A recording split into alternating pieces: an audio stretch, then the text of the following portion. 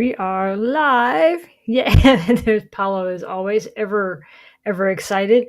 Welcome everybody. I have my amazing co-hosts. So let me go ahead and bring them in. We have Kason, as some of you may remember from before, and we have a fresh face tonight. As a guest, we have Meander. Yeah, it's been a week.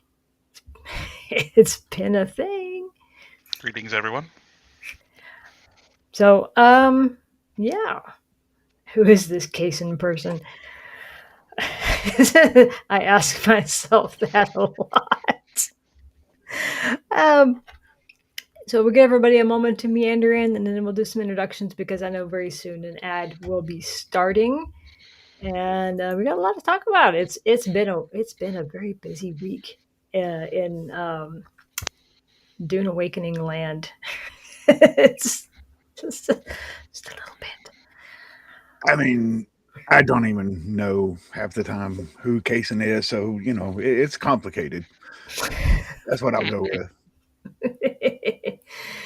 Who is anyone, really?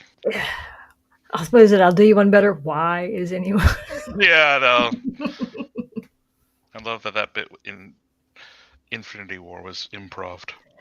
It was. So just to welcome everybody here, my name is Meg, also known as Dead Woman Walking, host for, what is this, 28 episodes? I've lost track. I don't know. I don't know. You're just here because I make you. Um, I mean, been gaming for a very long time. This came up in the official Discord. We're talking about games. Starting out on the Commodore. It was a friend's Commodore. Didn't have my own. It was like the closest thing I had to my own was a knockoff Pong game that my dad got at the flea market. So, but yeah, gaming. Been gaming for a while. Survival gaming is kind of my jam lately. Yeah, so that's where I'm coming from. Kaysen, how about you tell us a little bit about you since you're so popular right now? I don't even know what I did to be popular, but um, I'm Kaysen, a person. I don't know. I mean, I've been gaming since Lord, the first original Nintendo. Tried to shoot the dog in Duck Hunt because and I was Everybody like wants.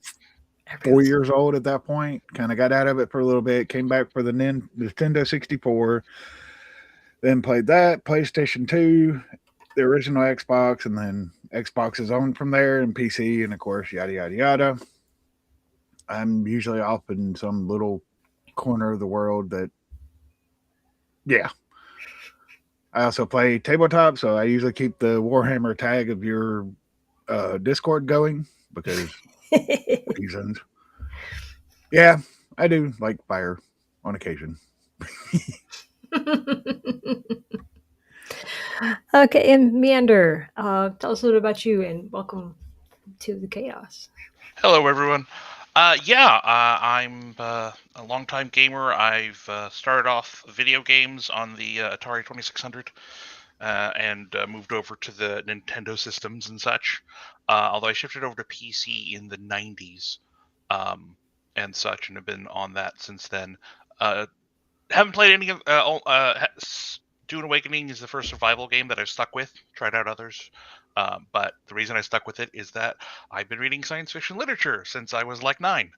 Starting off with Hitchhiker's Guide to the Galaxy, and of course, pretty quickly after that, got into stuff like the original Dune books, and also my core geekdom is there, and therefore the buy-in for this game was obvious. And aside from that, been playing tabletop games for about as long as I've been playing PC games since the late 90s, and that's my main in-person socialization hobby for fun with other people's. That works. Nice. Yep. I was going to say we're coming up on an ad, so let's talk about nothing important but fun Yep. stuff. I was going to say, I think I remember playing second at D&D with my older brother briefly, but the one that I actually got to stay with for any length of time was I admit we played Vampire back in the day when it was just Vampire, and it was the books that came from that they essentially copied at Kinko's and all the glue disintegrated. Yeah.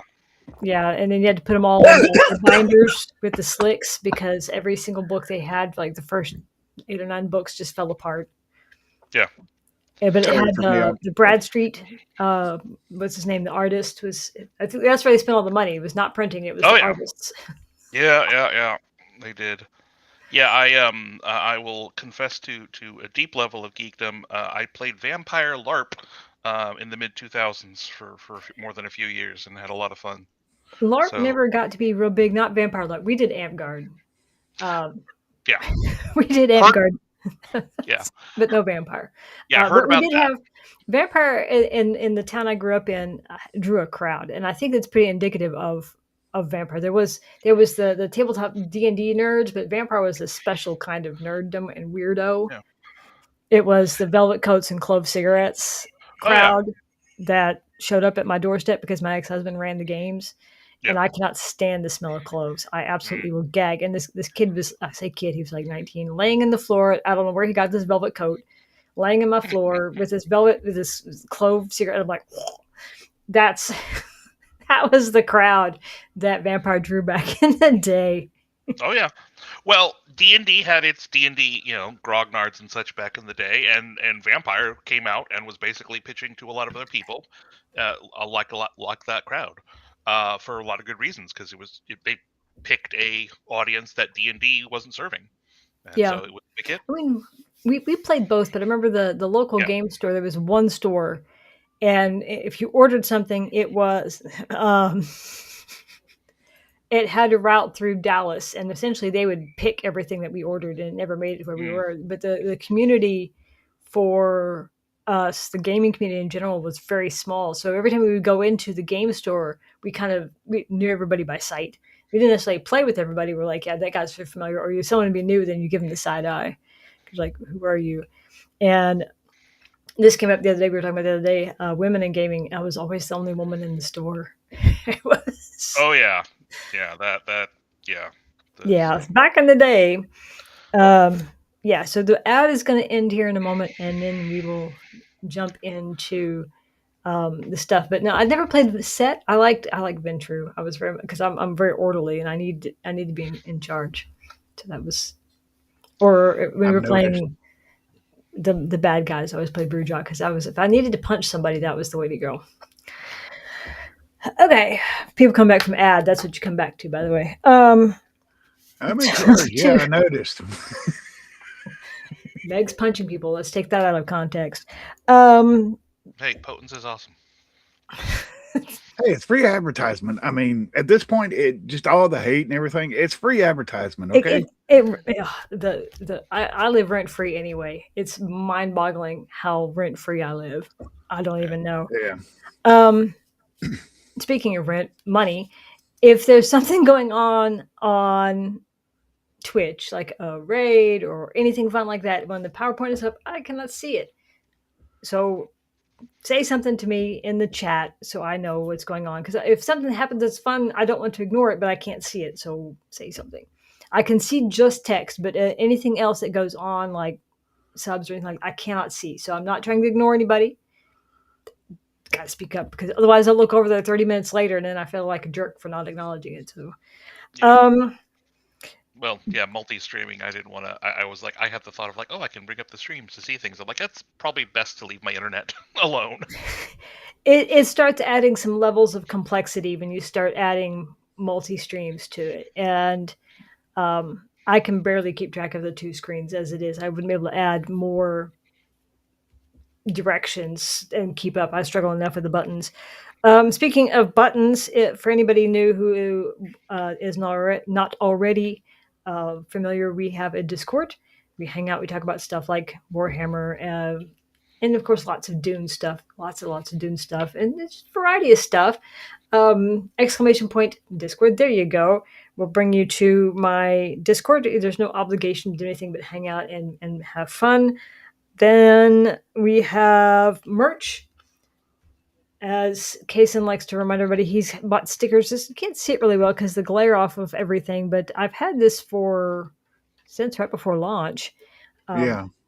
and Kason bought some stickers that he put on his dirt bike that have stuck since then. I also recently made that.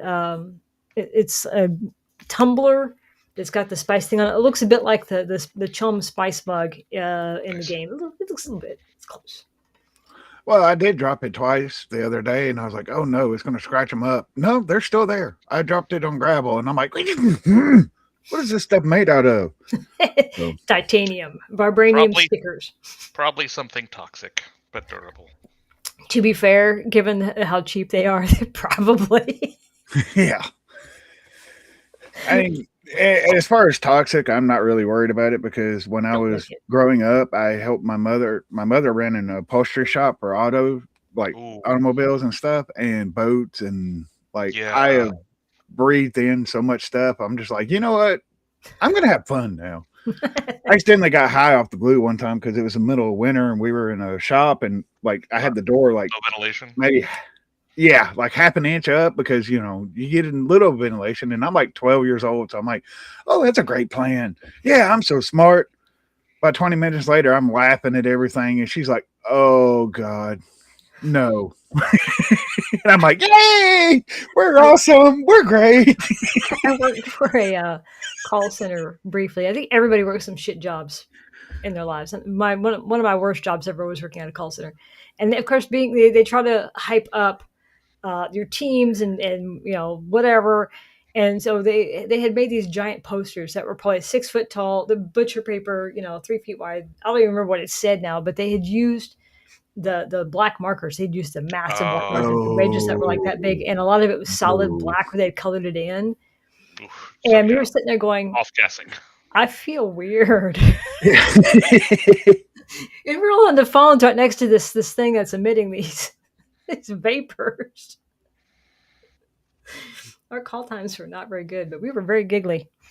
And it mildly headachy all at the same time. It was a very weird experience. And then as we're leaving, we're like looking at that poster going, you could tell where the ink had soaked the paper because it had that ripple. Yeah, Yeah. Like, who thought this was a good idea? This was absolutely a crappy idea. Um, so if we do have new people here, we are here to kind of focus on Dune and lore. And today we're going to also talk over what happened over the last weekend. And then we got the PowerPoint, and I have some stuff. Someone Meander had actually requested some deeper lore into the poison spice arc. So if you don't want to be spoiled on that, um, yeah, there is a lot to talk about. So I guess I should bring up the PowerPoint. I know. No. yeah. Yay. If we can't get to the poison spice lord today, that's perfectly understandable. There's so much other stuff. There is a lot. There is a lot, but no, it's okay. We're gonna try and stay focused on and be constructive with our comments and not. And I said this. I'm saying this out loud for myself because otherwise I will go off on this rant about Oh, the different reminder's good for people me too. 'Cause, that have essentially um, caused this problem. yeah. Oh, Okay. by the way, hi, Servina. You said that earlier, and I couldn't. Everybody was talking, so I couldn't say that. But yeah, hi, Servina. Just talk about punching people, and yeah. Sorry, I got distracted. So yeah, Oh this God, that's weekend, bringing flashbacks to the last time we played, and I felt like the the victim in like a horror movie when they're in the car and they're like, come on, come on, come on, come on, come on, come on, come on. we were trying to get Kason wanted to get Spice, his first baby's first Spice blow, and the worm was having none of it. We were in That sounds like yeah, we weren't even on drum stand because I know that's always a risk. And it's like we'd get like I've got like soft step boots on, and I got like 3 whacks in with the compactor, and the worm's like, no. Did So it Kason have was their shield on? no. I don't know Oh, what it no. was. They were just right. extra aggro. I mean, I can go out to the deep desert and fill up my Yeah. I can get my medium half full before I start hearing the Jaws music. This worm was like hovering. It was just like dun dun. Yeah, we were just south of the Anvil, right there in the Haga Hmm. Basin area where it transfers from Yeah, uh, Taga Basin Haga South to Basin South, and I forget the name of it. The Gap. Vermilius Gap. Yeah. Yeah, yeah, and we were right there, and like she she lands, then I land, and she's like, "Okay, you come over here with the compactor, you do this, this, and this." I'm like, "Okay." And she's like, "Is your worm sign getting kind of big?" I said, "Yeah." She goes, "Okay, we should be okay." That was almost famous last words because Hmm. we're sitting there doing everything, and it's like it keeps getting higher and higher, and she's like, all of a sudden the camera starts shaking, the Jaws music kicks in, and we hear a breach that's like 500 meters away, and I'm like, "Oh, okay. What do I do?" She goes, "Get in the chopper." So she runs, she gets in hers, she takes off real quick, and apparently because mine's a lower level tier, it's just it takes it a minute to kind of wake up and get started. And sometimes, you got to choke it a little, and it's like an old car. And I was like, fuck, come on, go, go, go, go, go. And Okay, so I feel I should mention that for people who don't know, there's a thing on internal combustion engines called a choke that is on older engines. I know I dated myself there, didn't I? It was an experience. I mean, every now and then the worm surprises you. Like I was trying to get medium. I took the medium out to the deep desert the other day. Touched down, and you look around, you make sure okay, it looks clear. I touched down, and I didn't really hear the Jaws music, but then I didn't even get to hit, and then suddenly the camera starts panning back, and I'm like Yeah, running. I'm your yeah. your heart takes a little while Oh to yeah, chill from that. Yeah. And I remember like trying to get up in the air, and I'm like, "Hey, what's the safe altitude again?" She goes 400 meters, and I was at like 150, and I'm like, "Oh god, oh god." Yeah, you And you as want I was to. going up in the air, I could see the worm just swim right by. And then she tried to go back down and hit a couple more times. And it was like, no, get up, get up, get up, get up. So, yeah. Yeah, yeah. I mean, to lose aggro, you want altitude and distance. So, like, especially, it's easier in the basin in a way because if you just pull over rock, the aggro disappears. I always wait until the little red light stops blinking to make sure, and of course, you look, did they leave? But this one, yeah, because you're like, oh, it's fine, and suddenly the sand starts blowing up, and you're like Yep. running for your life. Yeah. And Yeah. I think that's the devs reminding us that don't get comfortable because Yeah. Yeah. I, I'm oh, I'm go wondering ahead, if that man. has anything. Yeah, I wonder if that has anything to do with what they've done to make sure the run from Haga Basin South to Vermilius always aggro's a worm. But at the same time, I remember mining in there in my uh, assault ornithopter without an issue. So who knows? But for me, what gets me when spice mining is in the deep desert. I've figured out the right pattern to avoid worm aggro and such, but it does involve a lot of breaks. But it's yeah, so little that occasionally a worm will just randomly come by the field, and the camera will sometimes swing, and I'm like, and there's no aggro on the screen because it's just the worm randomly pathing. yeah, But it still does everything, and so like I have to run for my thopter even when there is no worm sign sometimes. yeah. It, I mean, it's it's different in appropriate for the in the game. basin, and trying to get stuff in the gap is harder. I think if you go over to like the northern Sheol, southern Yeah, Udom area, that sand patch, kind of where this picture is yeah, easier than the gap, far easier. But yeah. Sparkles is not like company. So Well, anyway, if I remember the area correctly, where we aggroed that worm, hmm mining, compacting the spice, that's the same place that on the sand bike when I was going from Haga Basin South to the Gap, I aggroed two of them.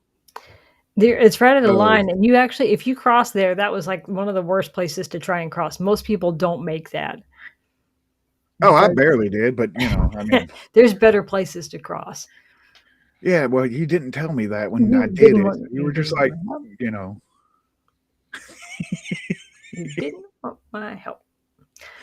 Anyway, But yeah, I mean, I think Yeah. that worm just has You it did, personally out for me. yeah, and you didn't die, and you didn't lose everything. So there you go. Um, speaking of not dying, you should have all of these rewards available now. They show up. The building pieces show up under the Chom stuff with the observer set. So I yeah, guess that's Chom 2. And of course, the sniper rifle variant is just showing up in your um, customizations. So yeah, we almost hit. It was almost 500,000 testing stations in that window. So the new battle rifle is coming with a next content patch.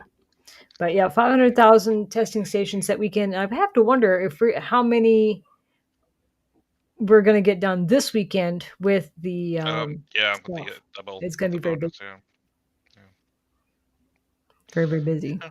Yeah. Speaking of battle rifles, the Dune wiki is still giving away the Atreides battle rifle skin, the same skin from the build contest back at the start. They're doing a little mission driven thing to help kind of get the wiki up to snuff. A lot has changed in the game in the last 9 months, so they're wanting to get all the new stuff, especially with Chapter Three's Yeah, content and everything. There's a lot of yeah. All the what can you get? What are missions. your chances of getting this thing, and whatever its stats and all that stuff? So there's a lot in there. And if you want to know more, the um, URL is on there. Now, I've been in that Discord since before launch, and I've also had it muted for a long time because I have not had the spoons to help Yeah, with the wiki. The disadvantage there is Mojo made me a mod way back when to help with stuff, and so every now and then I get people DMing me asking me about this battle rifle. I'm like, I do not know. If you're in there, ask one of the active admin that's posting information about it, or like Brad. I'm like, I do not know what's going on. So um yeah, if you want a battle rifle, go to the wiki, do them a solid. Apparently they're pretty straightforward type mission stuff. So it's probably the stuff you're already doing anyway, just taking screenshots would be my Uh, guess. sounds good. Um, okay. The news. oh Here we no. go. Last weekend, some people, I'm trying to be good here, some people decided it would be a great idea to misbehave and discovered a way to destroy fifes in active bases. And once the fife is gone, the base is cracked open, you can have all of the stuff in it without a fight. Drop In your own Haga fife. Basin. Bam, it's yours. In Empty it, Haga Basin. destroy it, whatever you want to do. And so people come back over, like on Sunday evening, and where's your stuff? This is what happened. Um, it was carnage, and so many people now are like, well, I only did it to a base that was already dying. Okay, no, I don't believe it. Anyway, um, part of that, they did a rollback on the 5 busiest worlds because they were hardest hit. So as a reward, I Yeah, wasn't it guess. like For 1,000 PVE bases destroyed? It was a lot. I've got Iggy's quote on the next slide. Okay. So for this weekend, they're doing essentially a double XP weekend, double mine resources, specialization XP, faction reputation, and house script. And there was a lot of people upset about this. And I get the timing wasn't great because they announced it like on Thursday, which was not a good time for everybody to kind of plan ahead. But one thing that kind of I still don't understand, and I'm not trying to be combative with this.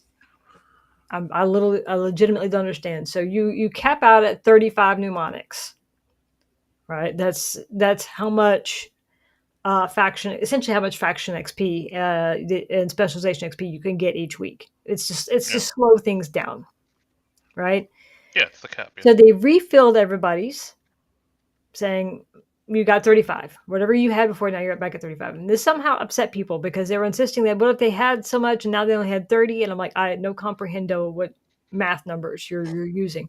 But here's the thing. even if you only had 30 at the start of yesterday, because it's double XP, it's as you had 60. Yeah. So you're still getting the benefit of twice as many. Oh, Now, yeah. I get that the timing wasn't great and it didn't allow for people to plan. Somebody was saying it impacted their ability to be competitive, and I was like, I don't know if they're going to do something with all of these augments and things regarding PvP, because right now the new last guns are shredding vehicles. Vehicles have like no armor or anything. So I don't think they're going to let these out into the wild for PvP when they redo the PvP. That's a huge power imbalance between the haves and have-nots. Oh yeah. Well, I mean, now that they got the PvE stuff done, they said that PvP is the next thing, and Yes. obviously balancing that between the fact that they presumably have a lot less data on PvP stuff and have to figure out how to balance stuff. Yeah, and it's a mess to Um, balance. to answer this, Sorvina, somebody asked Iggy this in the Discord, and paraphrasing, he said that trying to get the numbers behind the scenes to work that way would have broken more things than fixed.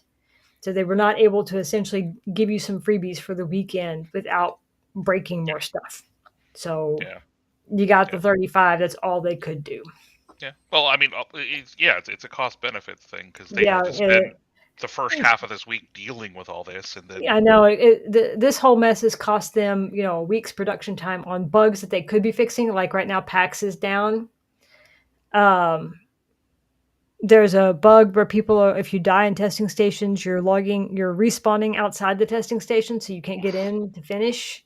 So you're losing your stuff. So yeah. there's some serious bugs that they could and should be working on, but no, Well, yeah, we got they're stuck trying. fixing this crap.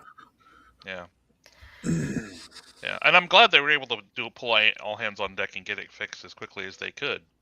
But yeah, that means that all the other stuff that I I mean, get because why they're short people. staffed now. Yeah, You know? Buttons. well, I'm worried a little bit about if I disconnect, I'll come right back. I have had some connection problems, so hopefully, yeah, it wasn't the best timing. I Yeah, admit it wasn't the best timing, yeah. but Honestly, I'm glad they tried something. That, this big thing happened. It disadvantaged stuff. They delayed the deep desert reset by a week. They did something beyond just fixing the problem, which had to be yeah, fixed. They decided to do something, which in my mind is better than nothing. But nothing's going to be perfect. So yeah, here we are. it's it's not a great situation, and they threw something together to try and ease it because Yeah. there were And lots they of didn't people need who to. did not that were not on the rollback worlds that got hit by it. Yeah, And then the downtime on Monday, because once they came into the office and saw the carnage, they just shut everything off yeah, until they had it fixed. So that was a whole day out too. So yeah. it's a big mess. Yeah, they could have just been, listen, we didn't reset the DD for the week. That's enough, bonus for people so they don't have to Yeah. rebuild their base. Let's, move on. So doing more than that, I really appreciate. I worry that because everybody's been very cranky about how Funcom has tried to fix the mess, that they won't do anything extra for us like this again, because it seems like no matter what they've done, everybody's mad. And I get it. I get it. I'm just, but yeah, there's 155 permabans. And leads into, while I'm angry at them for doing the thing, and 314-day bans, you can't tell me that some of those people, 400 some odd people, that none of them had been in trouble before, that none of them had been reported for bad behavior before, and zero consequences. And what we're Yeah, seeing now too, and this came up in the official Discord most of the week, is there was an exploit last fall that if you had a base that was coming apart, if the fife was exposed to the outside, but it was still going to take a while for the storms to take it, there was a way you could essentially lead NPC in and have them destroy the fife for you, mm, which is an exploit, and they promptly patched that. But there were people saying, well, they didn't get punished for that. Why should I get punished for this? And it's like scale and scope, and perhaps you should have been punished. yeah. Well, it's Thank you for outing resources. yourself. Yeah, it's time and everything. Like if reset the servers by 24 hours and everything, then that fixes the destroyed bases. I mean, from their perspective, I don't know. I'm not a programmer. I'm not the on set. But yeah, but the thing you just mentioned, that's got to be an random thing that happens at random times all over the place. And this was another thing: is NPCs destroying your sub-5 is not going to say exactly who did it. Yeah, So it exactly. would have been more difficult at that time to chase whoever it was down. This one would have had their names on it. And some numpties were streaming for hours watching the carnage. Yeah. 4,000 Doing the carnage. 4,000 bases across those servers. And people are like, well, it was half dead anyway. 4,000. You can't tell me that there were a few hundred on PAX or Harmony or any of those busy ones that were dead. You can't tell me that. I will not believe you. Yeah. Yeah. So yeah, between all the sieges on each server, I mean that's they apparently splitting up by that. Yeah. There was mass carnage. Yeah. Yeah. How many total days was it happening since I think it started Saturday and rolled in half a Saturday, I want to say, and most of Sunday, because they didn't shut everything down till Monday morning. Yeah. Okay. So basically, like almost 2 days. Yeah. So it could be up to it could be easily up to far above 1,000 then, like more like 2,000 per day. Yeah. So that's a lot of bases, and I don't believe that they were all half dead anyway. It's They weren't going to roll back, which cost them money for 99% half dead bases. There was people insisting, yeah, I'm like, no, just accept your 2 weeks off and go touch grass. Yeah. I do know Funcom said that there were consequences for creators that they knew of for doing so, which as there should be. There should be consequences, and I can understand. I'm frustrated that, like I said, some of those people had been reported for bad behavior before.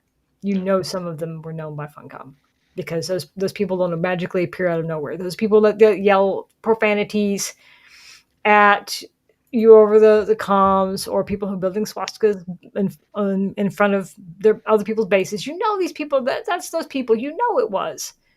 And the lack of consequences up until then has led us to this point. Back to my previous comment last week is moderation needs some work. Indeed. Yeah, it's yeah, it's something.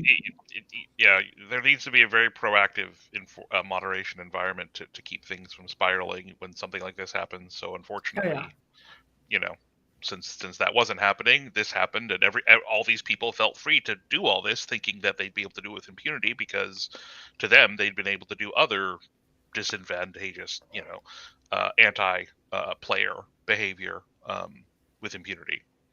There was a lot of, I did Funcom a service. Yeah, we're all grateful. On that note, Sorvina, when they were talking about the bans are coming. This was great. This was good. I told Sorvina I was going to use this. Yeah, no, it's amazing.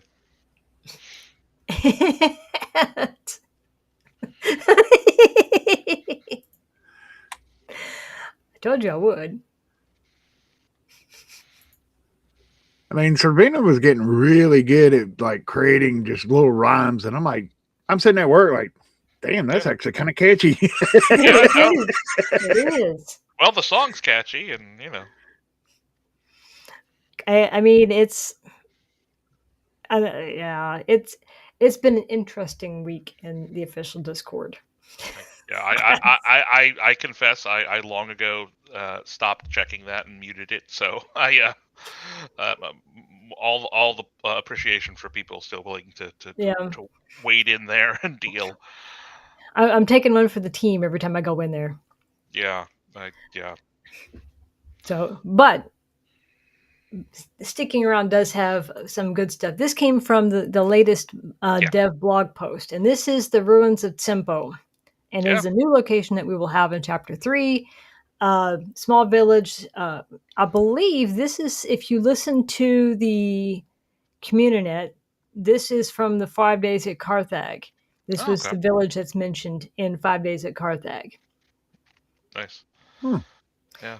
And in that, it's supposed to be considered haunted. Basically, it was supposed to be a Hark village, and they were having problems with resources, I think water, and the Harkonnen administrators refused to do anything about it.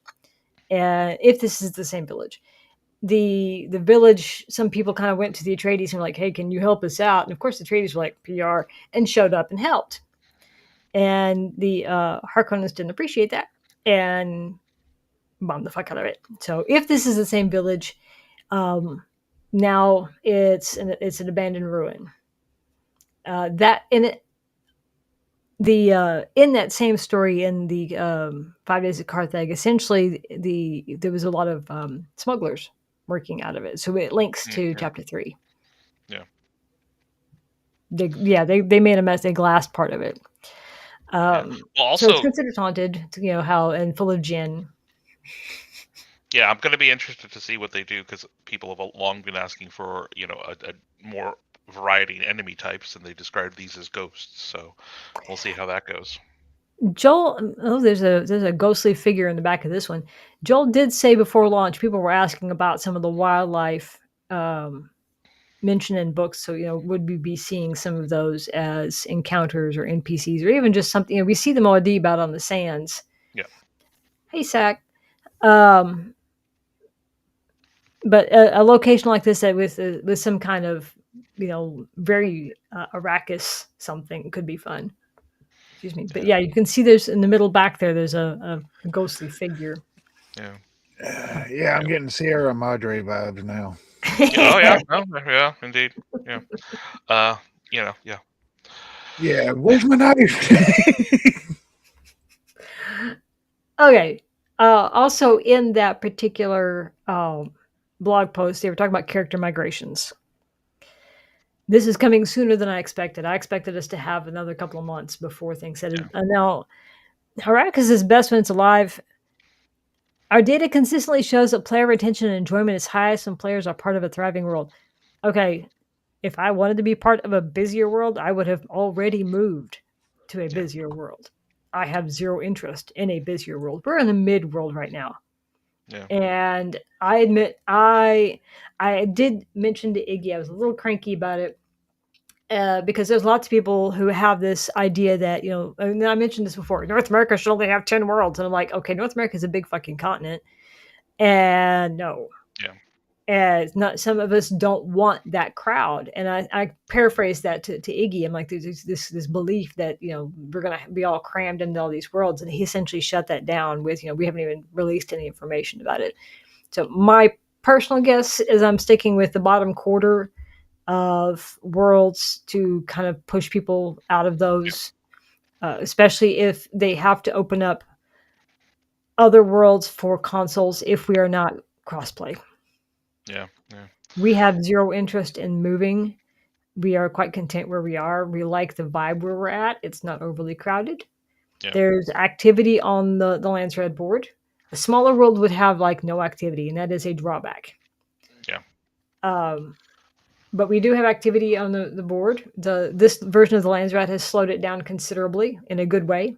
There's activity at the auction house. We're good. I do not want the queues that busier worlds have. Absolutely do not want. Yeah.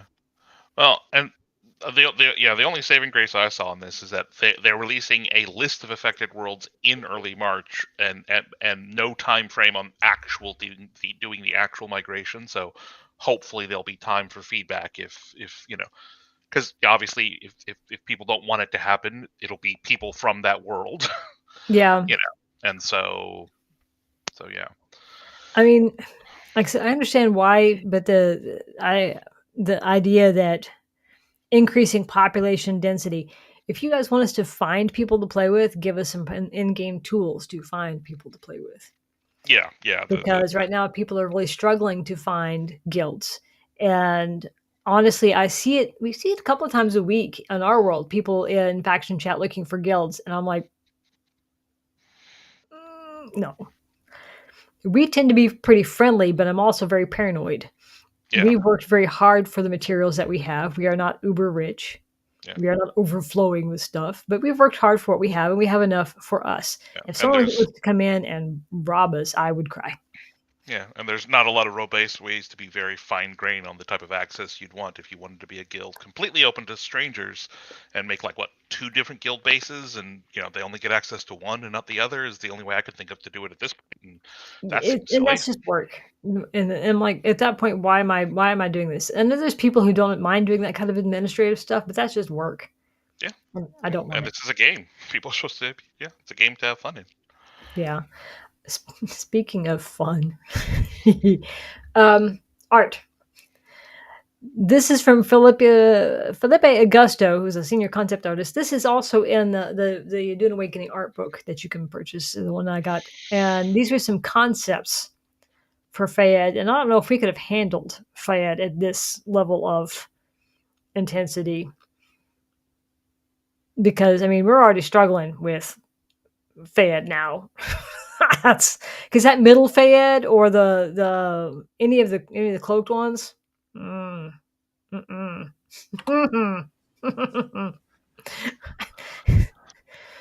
I'm sure people would be willing to try. Yes, there would be lots of people willing to try. There,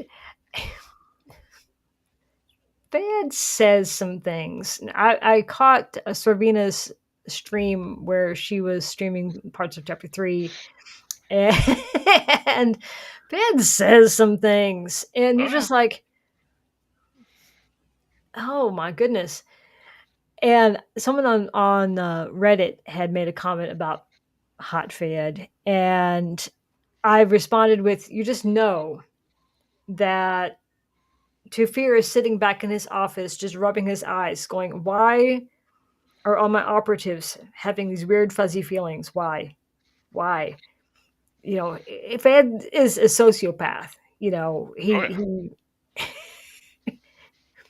does look a lot like a game Fed, except he has some looks like some little implant or something. But he looks very similar. It's the haircut. That he should not be this hot, regardless of. Because C looks a bit like Joker Fed. I'm glad they did not go with that one, but Fed should not be this hot, and he should not be this charming. And he's even worse than the Ilara, because Ilara would not leave you in the back alley gasping your last breath. Okay, that's just Yeah.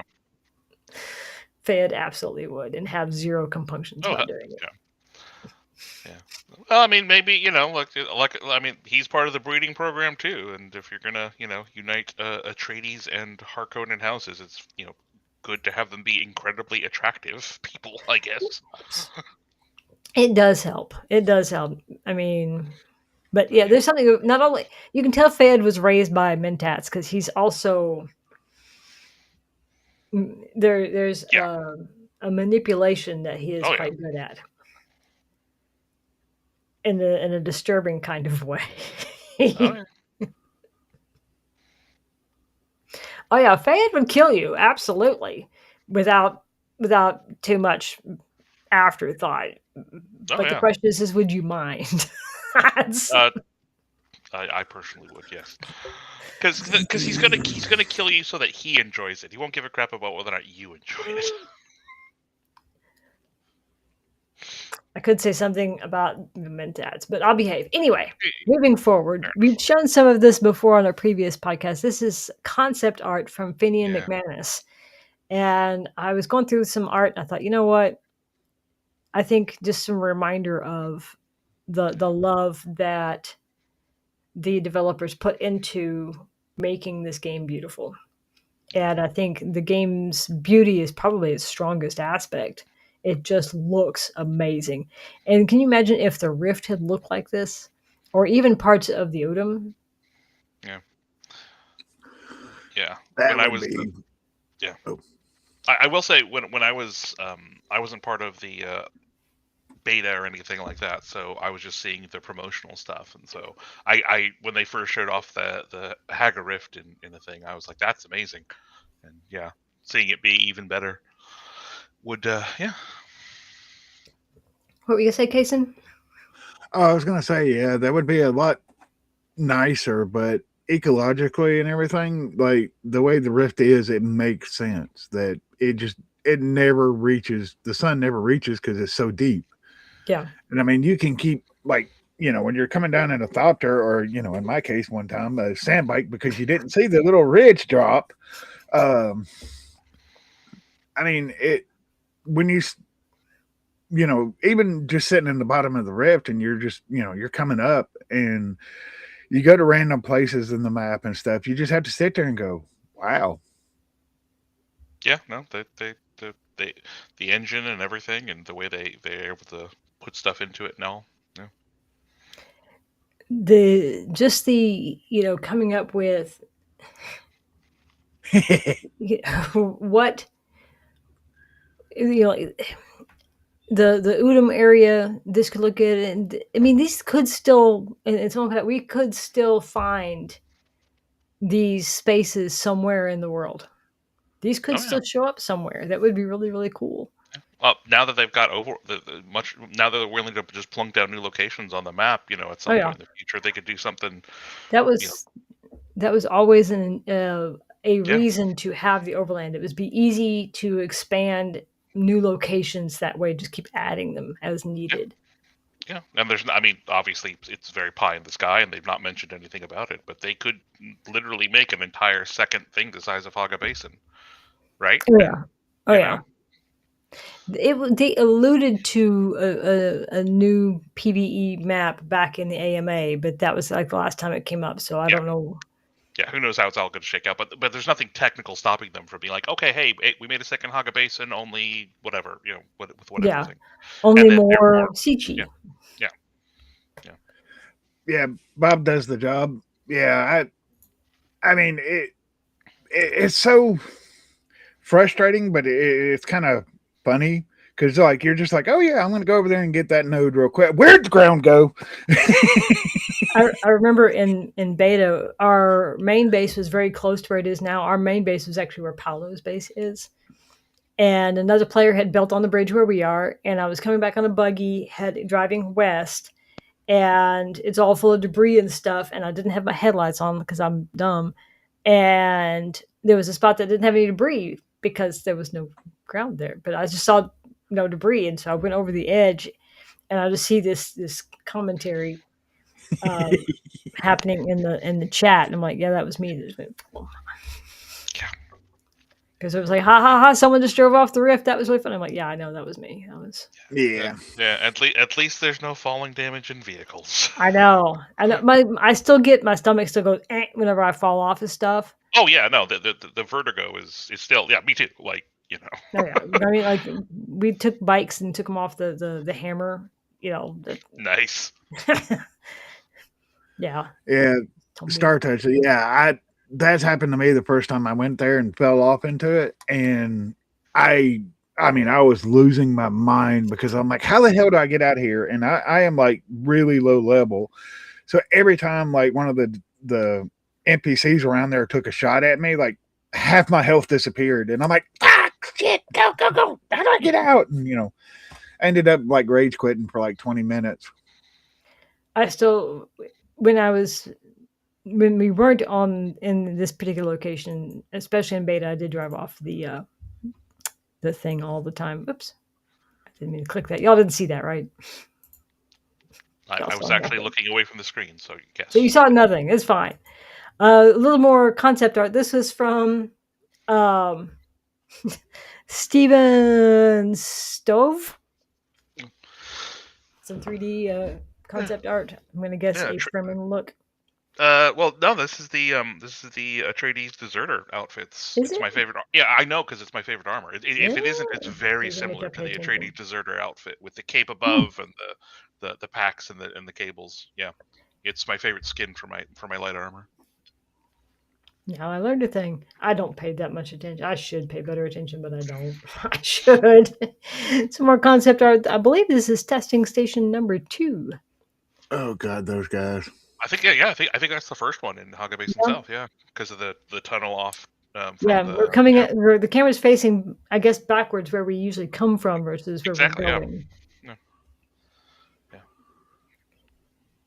I just hate those holograms sometimes because it's like the hearing them the first time is really cool, Yeah. but then after that they keep going and going and going, and it's like, The ones in the overland testing stations, the one in the is it the radiation one that sounds like the military guy? Huh. No, it was a fire one. He's just like, "Argh." They always sound so thrilled about their job too. I know. Some of these were posted on Substack, and I'm not sure which artist did these, but these were some early works where they were working with Lumen. Ooh. Nice. So when they Yeah. were in production and they were using the same lighting stuff from the movies. Okay. The Dark One does not sound happy about his job. He sounds like his audio is broke.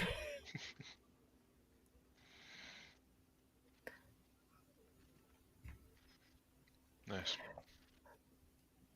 But early on, they spent a lot of time trying to get the atmosphere of the movies and the fact that Villeneuve likes he's got this way of making things look a certain way.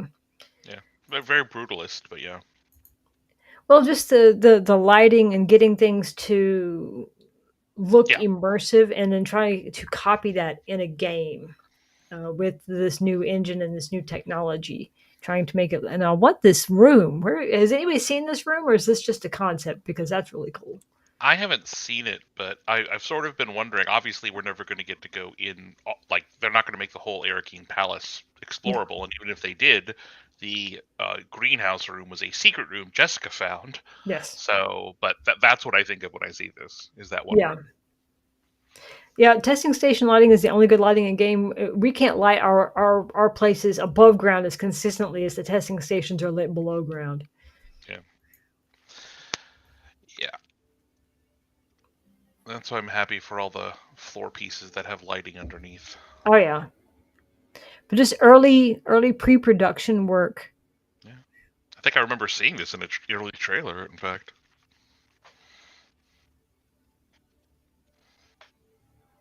Yeah. And I don't even recognize the armor. A lot has changed since then.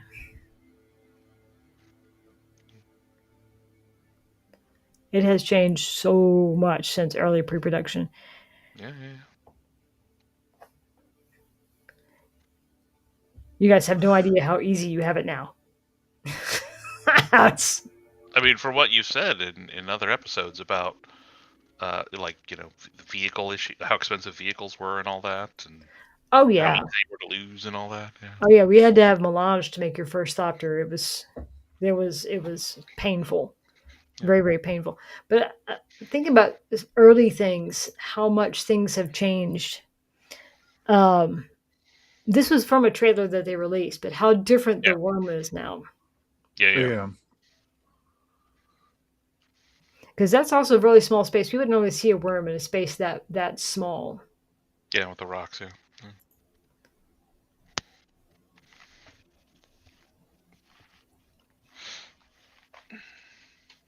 Everybody run! Yeah. We wanted that. We did not get that. Yeah. Unfortunately. We also wanted this. Didn't get this either. Yeah, I feel teased because in a few of the Chapter 3 Landsred missions, the Ornithopter has the dart gun attachments. Like Yeah. the assault I come back to my assault Ornithopter is like, they're right there. The dart cannons are right there on the wing, and and according to the game, I am flying this Ornithopter here. Stop teasing me. I know. But to be fair, the tank was kind of crap. Yeah. No, I can see how, like, trying to figure out a tank, especially in this game where, like, oh hey, it's a big vehicle on the ground with huge treads. That's immediate worm bait sort of thing. Well, And early on, you couldn't cross the sands on a ground vehicle with the meshing. You couldn't get there from here. Yeah. I don't remember how much melange it was. We built one, and we just drove around in it in Haga Basin because we weren't going to take it to the deep desert. Yeah, to get it destroyed. Yeah, We yeah. did. We did that one ill-fated mission that I know we mentioned with Veen, where everything went sideways. We had a tank with us. Yeah. I don't recall what happened to it. It did not get used, but Yeah. I don't recall if it made it back. Yeah. But I can definitely see like part of the game is that like we are at the level of very low level like gatherers, you know, like our ability to mine spice is very low. We don't have a carry-all. We have this carrier ornithopter sort of thing Yeah. and all that, and presumably the smugglers have access to a tier above us. So like, you know, there's plenty of justification if they never do a tank, because it's like, hey, we're supposed to be, you know, scrabblers here. Let's build a Yeah. tank. Yeah. I hate spice blows.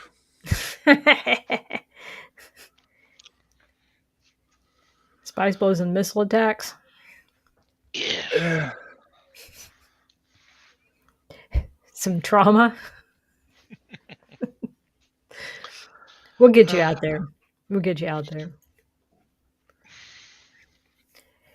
But just, I mean, to make the game look as beautiful as they do, I mean, that was a feat, I think. And I think no matter whatever jank we have, whatever weird issues or bugs that we have, I think we can agree that the game is outstandingly beautiful. Oh yeah. Definitely. They did steal tanks, and Ina Hiller ripped him a new one for doing it because she was like, don't bring us heat that we can't handle. Yeah, it was audacious. Don't do it again. Oh yeah, I remember that. I remember that audio. Yeah, yeah. It's like, don't steal from the big factions; they'll come Yeah, destroy us. don't be doing that. Yeah, Um, nice. yeah, this one is Woof by Gunter. I got that from the official Discord, I think it was. Good doggo. 13 out of 10. Yeah. Just trying to get back to, trying to remember what it is we like about the game and keep those things in mind, that a lot of games go through a lot of pain. This is from Aaronic 2 on the official Discord. Nice. Wow. Yep. Out on the shield wall in the deep desert. Yeah. That's what I like. Like, even without a camera mode, you can get stuff like this. You can get some great shots. You can get some great shots. Also, on the previous image, I didn't notice until you just showed it just now. The dish, the dog dish. I didn't notice the dish. I was like, all right. That's Yeah. really clever. Yeah.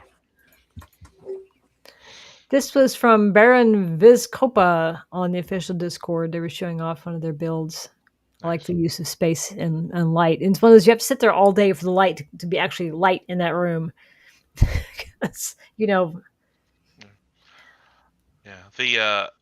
Yeah. I will say the one thing I dislike about the Smuggler's building set is I do not like their circular books. Yeah. Yeah, being a book nerd, I'm like, no. Circular books make no. Sorry. And they're supposed to be reels. Okay. Like 9 tracks. Makes sense. I mean, with the time when the book was written, Yeah. they thought that, technology like that would be going that way, and it would be, Well, yeah, but at the same time, like, Gurney gives Paul I think they call it oil paper or something, version of the Orange Catholic Bible with like a little needle to turn the pages with static electricity, like, and it's like the size of like the tip of your thumb or something. In the latest movies, you see the Princess Aurelian. She's essentially transcribing onto a. Yeah. So it makes sense that we'd have a reel of some kind. Oh yeah, no, they talk about sugar reel recorders and all that too, Yeah. and all. So yeah, and obviously the Princess of the Imperium is going to have access to. So she's gonna have some nice stuff. This was by Clary in the official this is Discord. awesome. I thought it was a very cute bit of Noctua. Oh my god, I just thought of something. Like, they've obviously put it into the game for, for spoiler reasons, I won't say it, but the the Distran messaging thing that is alluded to in the books, where you encode messages on the nervous system of bats and you send them as messengers and you use a little device to hear them and all. Like, that could be a mechanic in the game, although there's really not a need for messaging when you have world chat, so never mind. Yeah. All right, Um, my head canon is now that there are thousands of Distran bats, and they are how all world chat happens. Servina, I don't know if it was Lord of the Rings, but I do know that the Dark Crystal universe had circular books. Mm. I watched that recently with my son, so got to traumatize him early. That would do it. Okay. Dark Crystal. Just hold off on Neverending Story. Just no, we're not watching that one ever. Okay, good. I mean, if I'm still angry about that one, so no, we're not doing that one. Everyone is. It's literal generational trauma. This one was done by Haunt in the official Discord. Yeah. Nice work. Yeah, I like I like having basically a child that wasn't prepared, because presumably in book universe, Jessica wanted Paul to be the Quetzalcoatl Haderach, and this is a version of a child of the Atreides where Jessica's like, no, you're just a breeding person, so we're going to treat you like crap, or treat you in a way that will get you to do that. Yeah, this was from Flesh Tax on Reddit. I like the banner in front of the stairs, so it's not in front. That's awesome. That was an interesting choice of placements. I think they like some banners. Like, yo, man, I heard you put some banners on your banners. Yeah. But I didn't know you could do it where it only mounted at the top, so that you didn't need walls completely behind it. That's awesome. The only thing that bugs me about the one of the things that bugs me about the new set is it's extremely difficult to actually put a banner on it. It is extremely picky about clipping. Yeah, okay. And it does not like you to put the banners on the walls. Lovely. It requires a level of patience that I often do not have. It was kind of the same way in Fallout 4. Like, you would try to put a flag on like a wall, and half of it would clip through, and you're like, no shit. So you had to sit there and fight with it for like. Doug's on the official Discord. Wow. Nice. Cat Ad Astra on the official Discord. I believe that's some of the new armor, and somebody knows which skin that is, which swatch that is. Probably Servina. Servina knows all the swatches.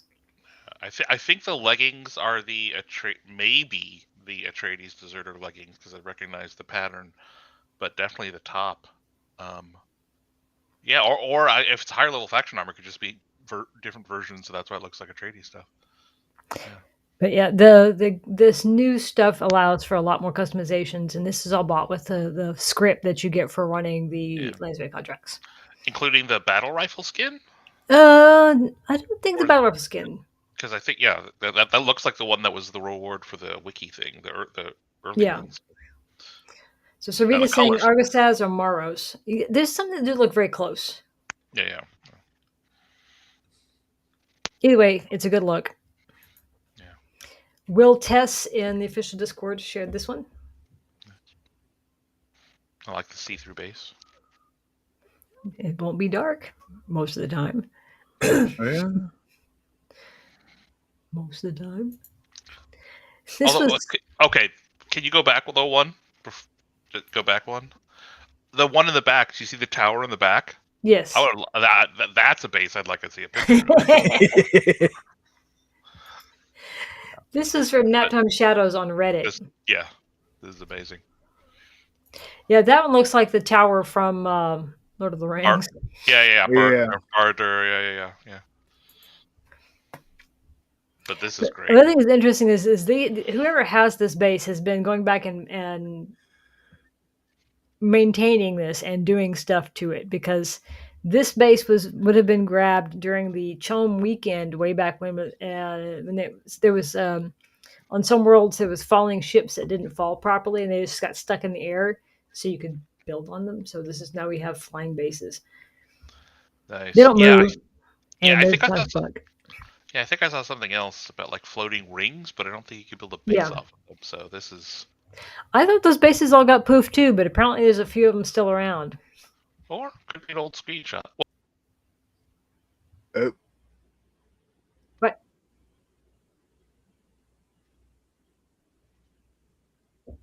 what? buttons. Oh, Here's we I had a. didn't touch anything. Did something blink? Yeah, Meander disappeared. Oh. I think he's back now. Okay, yeah. Restream has been Testing. a little bit There we persnickety, go. so hopefully we're all back. I like this. I like the sort of terrace step design here. Yep, this is someone's Yeah. Deep Desert Base by Air Obvious 6231 on Reddit. Yeah, I like when we get back. I like circles or anything non-square. They're hard to use though. Wedges look cool, but they're really not an efficient use of space. Oh no, that's part of one of the reasons I like them.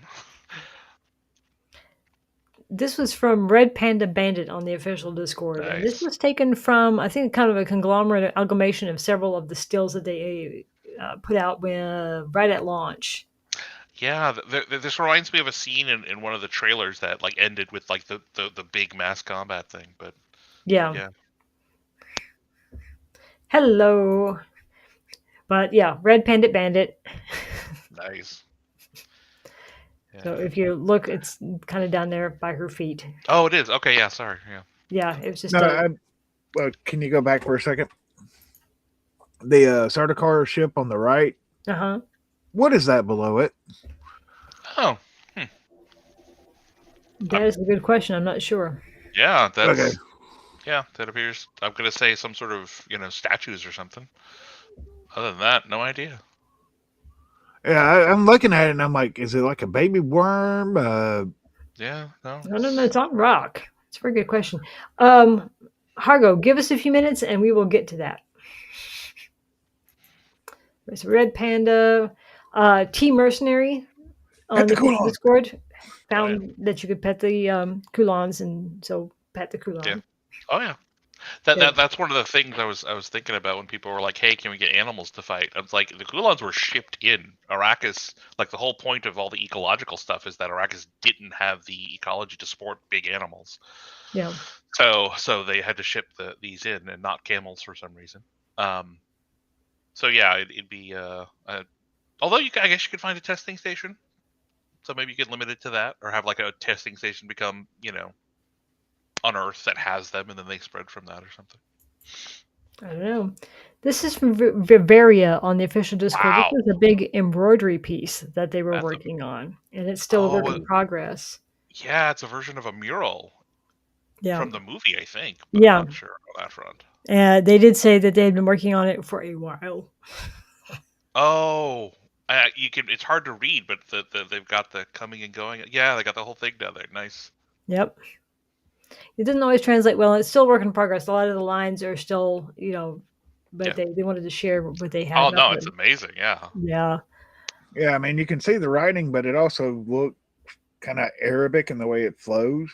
Yeah. So it's like, I mean, you can tell it's English, but yeah, that's really cool. I like that. Absolutely. Meander disappeared again. Yeah. And he's back. Is being its thing. Are we back? Nope, he's gone again. Darn it. And he's back again. Put the left foot in. Sorry, I just hit some stuff and turned it off, and hopefully that'll help. I didn't push the buttons this time. Oh yeah, no, it's all on me. It's all on my end. This is from Weirdo on the official Discord. I thought it was really fun that they did with the windows. Those are the side roof pieces and some of the wedge pieces. Oh yeah, that is awesome. Yeah, that was one interesting way to let light in. You can't see me because I'm off screen, but I'm over here pressing her buttons to make it not work, and she's getting mad at me. That is really cool, though. It is. Yeah. So on Busier Worlds, this is from Zealer on Reddit. Okay. So on quiet worlds like ours, you'll see mostly it's NPCs you see flying around. But like when we went and did testing stations yesterday, you could see which ones was us.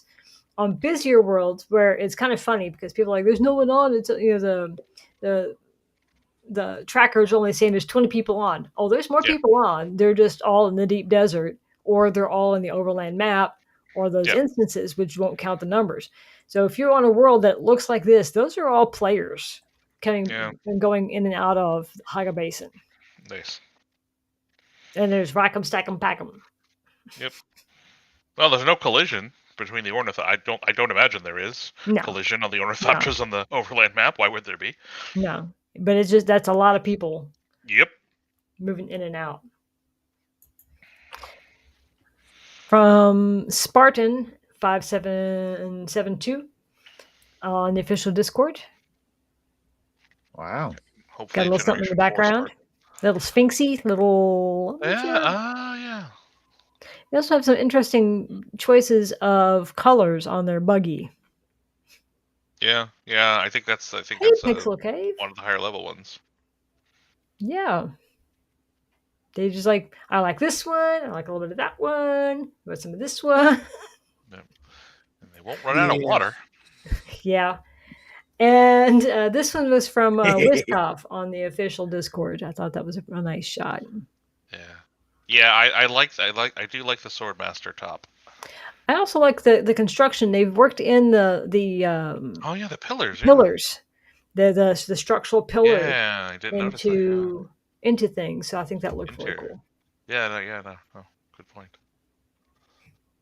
Yeah. Okay, so I think that's it for our PowerPoint. Yeah, I am glad that I was active enough that when the profession outfits dropped, I was able to get them all and I don't have to craft them because there are a lot of tier 5 materials to make them. Yeah. Okay. Now for the big stuff. Real quick, someone asked about where is the question? Someone asked about PvP. Let's go back. Going back. Yeah, I lost my chat with the disconnects, but It was, they were talking about the deep Haga. desert changes in PvP. Yeah, I'm scrolling back to see if I can find it. So I can answer the exact question because it was a new person. Hogwarbo And reveal on YouTube. looking. Here we go. So, how do we see the upcoming changes, DD changes? That is a very good question because we don't know much about the details. They've said that they are putting the Deep Desert back as it was intended to be at launch, but they haven't said what that means for the reasons that they changed it in the first place, which was to make sure that all of us had access to Tier 6 materials, which we needed then and we especially need now. So, I don't know what plans they have. I know that they're going to be putting back the checkpoints and hopefully some kind of meaningful reason to PvP that's not PvEers that don't want it. Yeah. Given the numbers and they have fewer people engaging in PvP than PvE, it's going to be interesting to see what they do on that front. Right now, there's not a lot of reason to PvP, though, is the thing that's the only reason to do it is just to beat somebody else up. Whether they are into it or not, there's no reward for it. Yeah, it isn't tied into Landsrat stuff yet. The control points were, but they took that out for all the fact that all the Landsrat stuff is tied into the PvE questing. So yeah, that's my concern too. I'm PvE, or I'm like PvPers can have their fun. I do risk going into that zone in the deep desert, for the big chunks of plastanium resources, but otherwise I stay out of it because I'm not that sweaty. No, and this was something that came up before, and this is kind of where Sabrina and I have talked about this because they've worded it as the intent to put it back as it was intended to be. Yeah. Not like it was, because some people want it to be back like it was, which would mean there'd be no access to Tier 6 until you got to like row C. And which was not working for those of us who don't want PvP. You had to venture out, and if they put it back exactly like it was, we'd be back to the problem, which is resource blocking. Yeah, I am definitively planning on focusing less on the Chapter 3 specialization stuff, and every few weeks going out for another resource run. So I've got plenty of plastanium. Yeah, and all the parts and melange stocked up for when because if they revert it, because nothing in the new PVE stuff gets you the resources. Not at the And volume. it doesn't No. even get you the resources. I haven't seen anything that gives you the plastanium or melange, to say nothing of all the other components you need. The components have been coming easier with the Landsrod because you get some in the Yeah, testing stations and things. Not a that's lot. You true. get a That's little true. bit, but completing the contracts and earning the levels essentially with each house gives you some stuff. Yeah, But yeah, it's really the spice blast and the melange yeah, that yeah, exactly. and the reversion, that is the important word, Yeah, is as long as we still have access, and that's the thing. If I have to do it 5 times and the PvP only has to do it once, that's it. That's I am good with that trade-off. I yeah, still have access. agreed. Risk versus reward. I have a smaller risk. I have to work harder for my reward. Fine. Yeah, But it yeah. needs Like to be accessible. if Going they into the poison testing station with the boss that does the knee charge reminded me that I suck at PvP because he just keeps kicking at you with that knee charge, and I was like, it was not, it didn't feel good. And players will hit it harder right. and with greater variety Yeah. than an NPC will. So yeah, Oh yeah, because they can um, optimize. They can yeah, number crunch. exactly. Um, So yeah, I'm very interested to see what they do, because obviously the ability for us to access the resources is important. But also, I mean, honestly, I'm not discounting that they make it interesting enough that I may be interested in doing a little PvP, especially if they make it more like games where there's like so much in PvP that there are like the need for like people to do logistics, for them, like to get resource, and in sort of a dynamic way. But and we'll have to see. Yeah. the new testing stations and all of the content, the graded content coming out of that will change the whole. It's adding a whole level of complication Oh yeah, yeah, because it's for players. yeah, because all the PVE content is going to be all that power creep is definitely going to help PVE stuff, Yeah, and such. So yeah. they're already, the new graded las guns and things are Yeah, causing mayhem in PvP areas because your surfer with the las gun before was amusing and now they're a tyrant. you know yeah, So apparently, this is the full quote from Iggy: "To start transitioning to its intended purpose as a sandbox where players can complete for control of spice." yeah, yeah. So Speaking we'll of see. spice, lore. I'm going to start dipping into the lore. For those who are not here for Dune, who came for survival gaming and are not familiar with lore, let's talk a little bit about melange and its importance in the scope of the universe. Ooh, ooh. Can I? um, History lesson.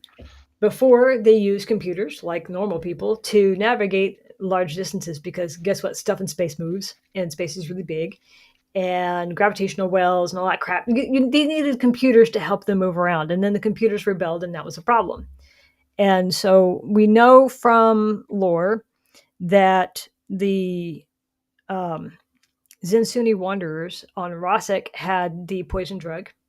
Now, it's unclear to me if that is because of Bene Gesserit influence or if they had it before the Bene Gesserit. I'm not sure. But they had the poison drug, the Truth Sayer serum, before they came to Arrakis. They also had a type of prescience on Seleucus Secundus before they came to Arrakis. And their access to spice made that more, Yeah, right? We know from testing station, was it 197 down there in the Vermilius Gap? They didn't know much about spice or the worm or its cycle of importance in regards to water before the Butlerian Jihad, because she was talking about how we're trying to dig for water and then they had to leave because the jihad started.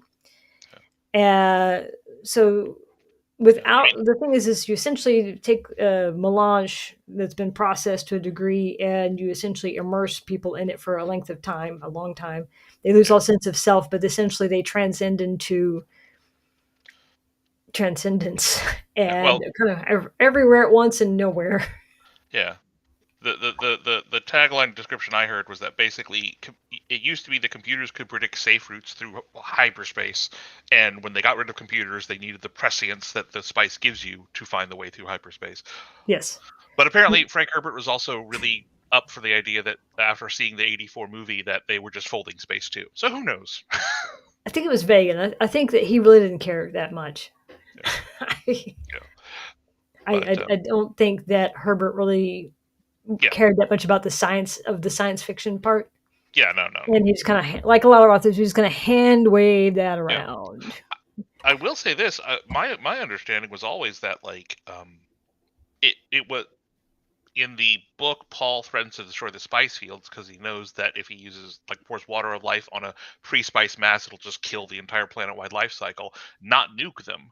And so he just threatens them with that. But that is new knowledge that only the Fremen have because they've Yeah. studied the ecology enough, and but no one else in the Imperium knows that because it is such a thing that would require you to intensely be studying the life cycle there. Yeah, but using a nuke though, because nukes were essentially banned by their version of the Geneva Convention. You don't use nukes on people, On and people, yeah. So because on the spice, yeah. It was a lot in the movie. It was a lot easier to explain. I'll nuke the spice fields. Makes a lot more sense than yeah, this thing that made me the Messiah also can kill all worms. the a lot of people who went and caught the movies this time may have been first time watchers or never readers, and Exactly. so Yeah. they you're right, they wouldn't know about Yeah. the interaction between the big worms, the baby worms, and water. Yeah. Well, even so, in the main book, that's in the appendix. I think they don't go over it in the book. Yeah, I think it is a whole lot of hand waving. But So the question was, is the poison spice? Keeping in mind, I have essentially the abridged versions of the books. So I have the graphic novels of the books because my ability to read long text these days is kind of but I like graphic novels. So the poison spice, to be clear, the poison spice we have in game is not directly related to the poison spice here, but I think that Joel and his team riffed off of what we see this in House Harkonnen and the House Carino books. There's okay. 2 spice arcs, I guess, in those books that talk about problems with the spice. In the first one, the Harkonnens are in charge of Arrakis, and there's a problem with the melange processing. It wasn't that the spice was perhaps poisoned, but there was a problem with the processing. It caused a lot of side effects. So we have the Harkonnens doing that. They really don't know because they really don't care, but there's a problem with the spice going out. The other side of this links back to House Vernius, that House Vernius. And when Leto was a young man, they were friends with House Vernius. They were very close with House Vernius. And the Emperor is a very paranoid man and has many closets full of many, many skeletons. And he wanted to break the monopoly that the guild has on space travel because it's too expensive. And he needs more power. It keeps him in a vice. Yeah, exactly. So his plan is he was going to kind of create this drama that would allow him to take over Vernius, this planet Ix, which is an industrial planet. They were at that time building highliners.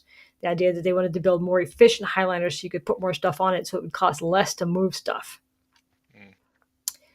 So the Emperor did not, he was like, no, we need more spice. We need to figure out the spice thing because we need to break this monopoly.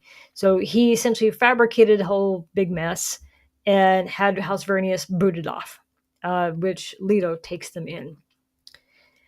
And in the meantime, long story short, the Talaxu have moved into Ix. The Bene Talaxu have moved into Ix. Yeah. And are creating a type of fake spice. And with that, they're to test it. You don't want to know how they're making it. You absolutely don't want to know how they're making it. But to test it, they're using it on Sardaukar because Sardaukar won't say no. Yeah. They are extremely addicted. They're extremely loyal and a bit fanatic and a bit like they're hopped up on PCP. Actually, it's not good. but the Ix are the Talaxu are very convinced that their stuff works. They're all hopped up on it too. They think this is a great plan. And next stage, the last stage of the plan was essentially to sneak it into some highliners and to give it to some navigators. And if it worked with those navigators, then they would be able to break the monopoly because it worked. Yeah. It did not work. It absolutely did not work. They crashed a highliner into Wallix 9. The one of them got lost. They went to go essentially jump to. They were going to the planet Ix and to retake it, and they got lost. And the navigator was like, "I don't know where we are," and all of the crew were like, "This is a problem." Yeah, I do like the idea of I'm going to try to plot against the guild that's entire raison d'etre is having prescience, but Well, they tend to keep their prescience very focused indeed, yes, yeah, on no, one thing. and also books got to have a plot, but yeah, yeah, and it's even a reference because eventually in the last two books, it's revealed that the Benichillaxu do finally figure out how to artificially make spice. Yeah. They do finally perfect it. Takes 10,000 years. It just took them a very, very long time. One of the reasons that Talaxu were involved was because of essentially biogenetics, because that was their specialty, because they were, the whole clone thing, the whole Gola thing, the whole face dancer thing. They were biogeneticists. So spice is biological, and they couldn't get it replicated anywhere else because the worms would die if you removed them from that particular environment. You couldn't get them big enough or old enough, and you need two of them. Yeah. And they just weren't surviving, so they were stuck with. Well, also you need to understand the life cycle because it's sand trout create the blow, and that turns into a worm. So you don't even need a worm; you need to get sand trout off the planet, and they are delicate as all heck. And you got to find a bunch of them. Yeah, And there's a whole lot of little nuance in getting sand trout to do their thing. It's almost as if ecology is complicated, and that's the core message of the entire books. It is. Ecology is very, very complicated. But what do I have here on my notes? So the Imperium runs on Melange. The guild depends. It's needed without the spice. The whole Imperium comes to a screeching halt. So Paul's threat, whether in book or in movie, to remove spice, the Fremen really don't care. They're like, just leave us alone. We don't really care about whether we have spice or not. Yeah, and also they know Paul won't destroy their ability to make spice in the southern half of the planet that no one cares about. Yeah, they I think the fanatics in them would be like, it's a good sacrifice. Oh yeah, well I mean he could do anything, and all the fanatics would be like, okay, we'll justify why he did it. It's a good idea. Yeah. I mean, the Fremen mentality was basically, we don't care about the spice because we're tired of you coming in our backyard and mowing. So, fuck off. But yeah. But yeah, the planet Ix used to belong to Vernius. Yeah. And when a little more background about why Leto is the way he is. The family essentially ends up on Caladan. There's a son and a daughter that's about his age that they spent time growing up together. Sorry, and so he was he considered this guy as a friend, right? And him and the sister got a little close. They got very close. They had a baby boy, but she was very pissed off because he refused to marry her. He's like, I can't marry you because you aren't. I can't legitimize your house, and the same reason he wouldn't marry Jessica. I have to be open for a political marriage if needed. And she was very unhappy about this. And like Leto's mother, did a very bad thing, and that led to the death of the baby boy. And like Leto's mother, she was banished to the far side of the planet. Something about crazy women.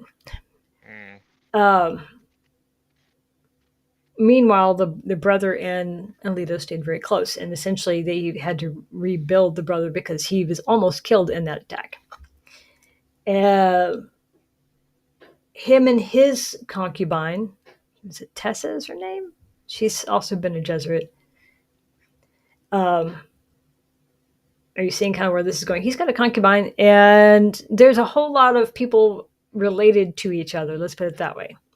Um, but yes, the planet Ix used to belong to House Vernius. If you've played through the end of chapter 2, you know things about House Vernius. Yeah. Trying not And to.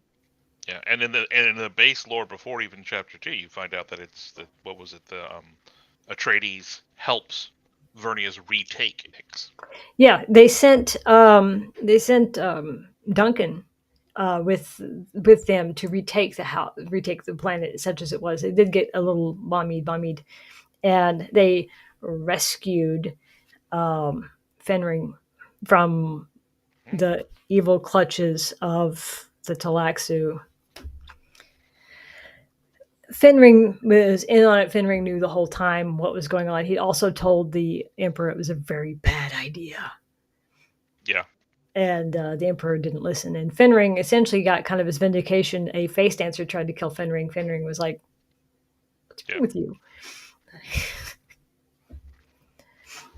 So even if you just read the abridged versions, there's a lot of content there. But I mean, you're gonna miss nuances. So like I said, I understand that where I'm coming from. I've missed big chunks of story. Yeah, but is that the only like talk about poison spice in the Brian Herbert So stuff? yeah, what's happened is so you have the spice that the X created that was not effective and it made you freakily addicted in weird ways, but it did not melt you and did not turn you Okay, insane. yeah, exactly, yeah, yeah, Then they had the during all of this the um, guild comes to the emperor and is like, "Hey, we believe that the Harkonnens are hoarding spice on Arrakis," and of course now Shaddam's like, "Hey, hot damn, I can get rid of the Sardaukar too, or not? I can get rid of the Harkonnens too. This will play right out. One less pain in my ass."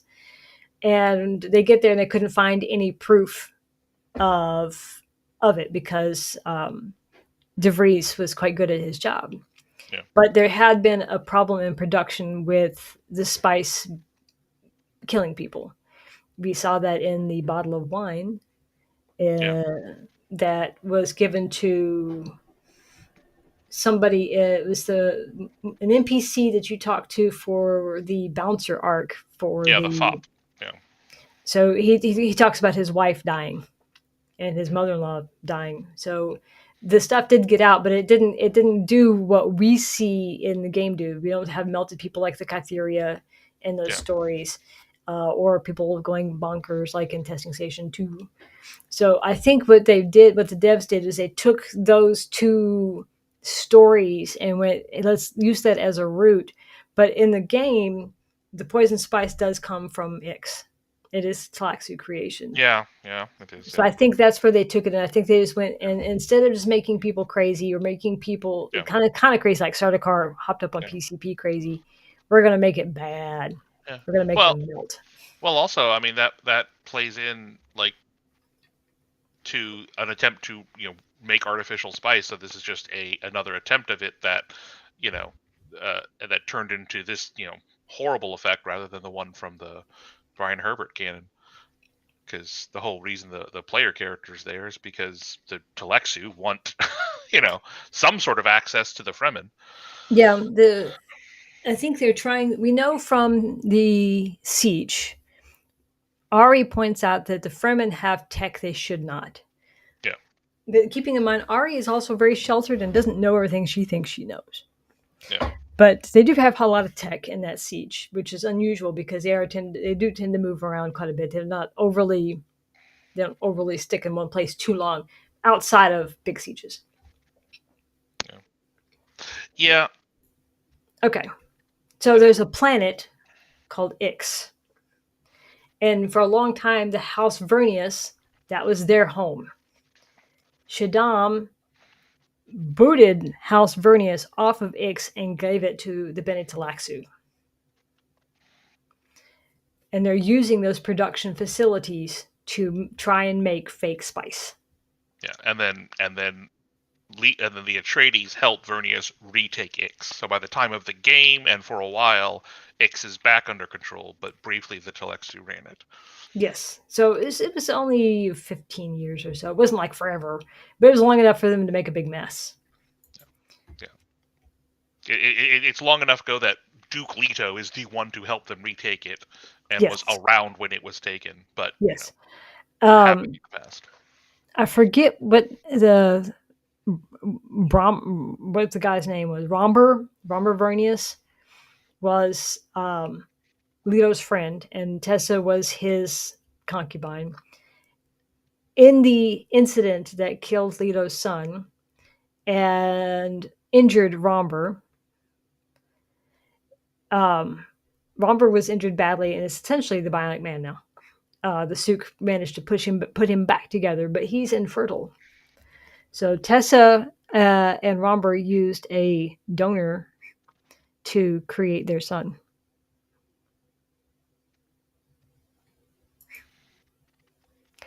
And the question is are they pushing jihad boundaries? Absolutely. Absolutely. Everybody talks about, we're going to follow. If you're poking around, there's this tech everywhere. Yeah, I mean, Dune technology is already far in advance of our current real world technology and such, and so yeah, everyone, it's sort of like international law. Like everyone says they'll abide by it, but there's a whole lot of I won't tell if you won't tell. Yeah. The Ixian eyes are very popular. There was an incident where I think it was the Harkonnens used something on a planet that had some tech that they were working on, and the tech magnified whatever weapon it was and essentially made everybody blind. I forget the details. Something with mirrors. And left everybody blind. And so the Leto was going to send aid to these people because, everybody was blind. And before they got there, the Ix showed up with the eyes and essentially fixed everybody. So it was a blow to PR for House Atreides. Yeah, to be shown up by the to not get there fast enough. Leads us to an interesting point in canon that helps us connect some dots to the Dune story. It kind of does. And again, House Vernius being, Romber couldn't have children of his own, and Tessa and him found a donor. Kaysen is having to run. Oh no! So he is leaving us. You better say goodbye. I don't wanna. Some stuff come up, so I gotta go deal with that. So reality comes for us all. Good luck. Good luck, and I'll catch you later. All right. Yep. Thank you. Y'all have a good one. Bye. Bye.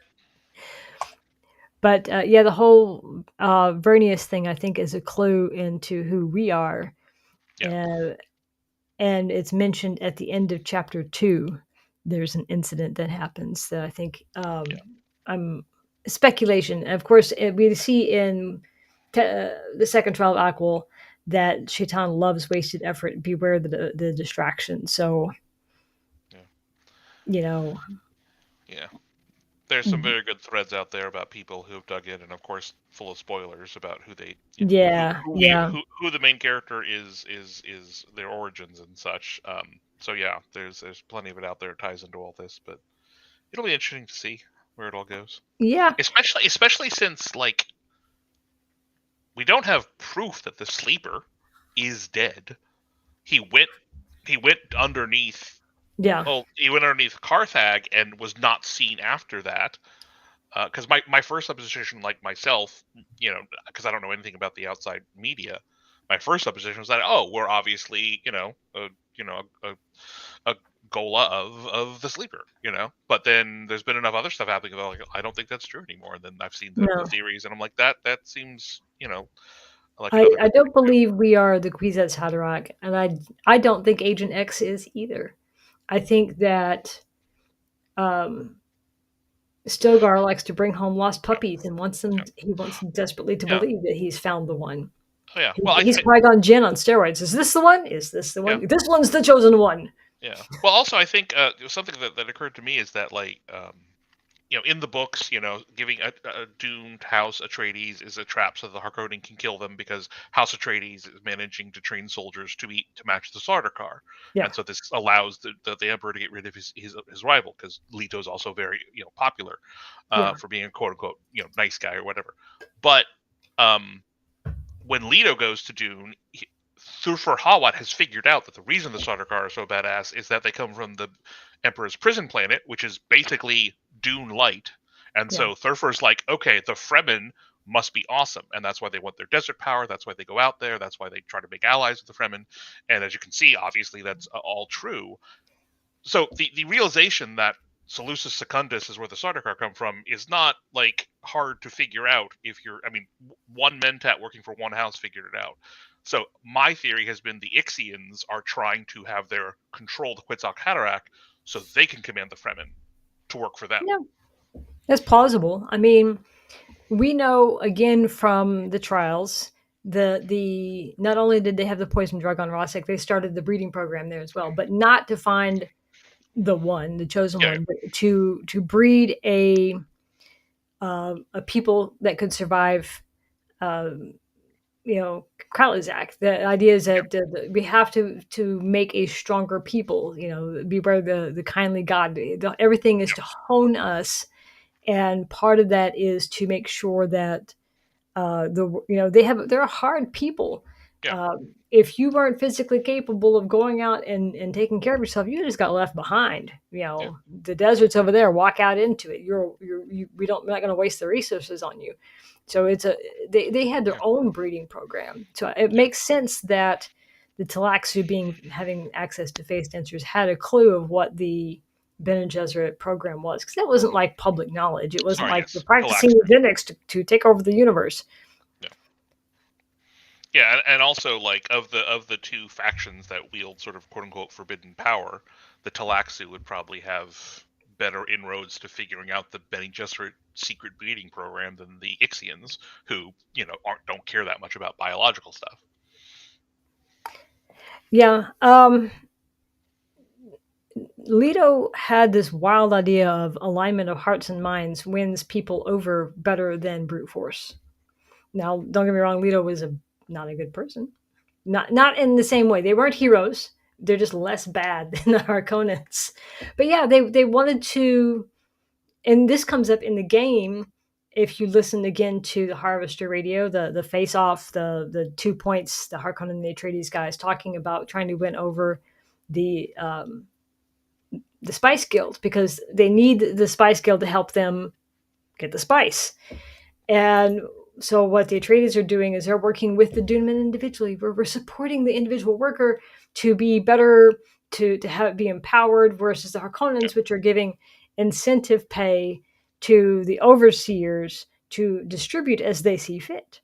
yeah, And so that seldom trickles down to the individual Dune man. So by appealing essentially to the hearts and minds, it looks good PR wise. And it tends to, I mean, even when you have like the dinner party with the smuggler, yeah, you're doing a bad thing. Technically, it's illegal, but we're not going to say anything as long as you continue to harass the Harkonnen. exactly. Yeah, yeah. No, I mean, Frank, the books are all about Frank Herbert's point of like, strong charismatic leaders are dangerous, and before there was Paul, the strong charismatic leader was his father. That's where he learned it from. Oh yeah, Yeah, yeah. Paul Leto became Duke young yeah, and had to be, I don't want to say hard himself, but you're thrown in. He's a duke, and politics is rough. yeah, And knowing that, watching out for fanatics. The irony being that his mother was one, yeah, and killed his father because he wasn't observant enough of the Orange Bible. You know, and just watching people being hard line, but again, it kind of goes back to it's a feudal society, yeah, and there's these are my people to do with as I see fit, and if I want to be the benevolent dictator, then no one can stop me. yeah, But I think what's kind of interesting, going back to the statement that Beast said, is when the starter cars show up, and the Fremen were like, "Who were those guys?" And the Atreides are like, "Yeah, that's the starter car. Those, those are the badasses." And the Fremen are like, "Not bad."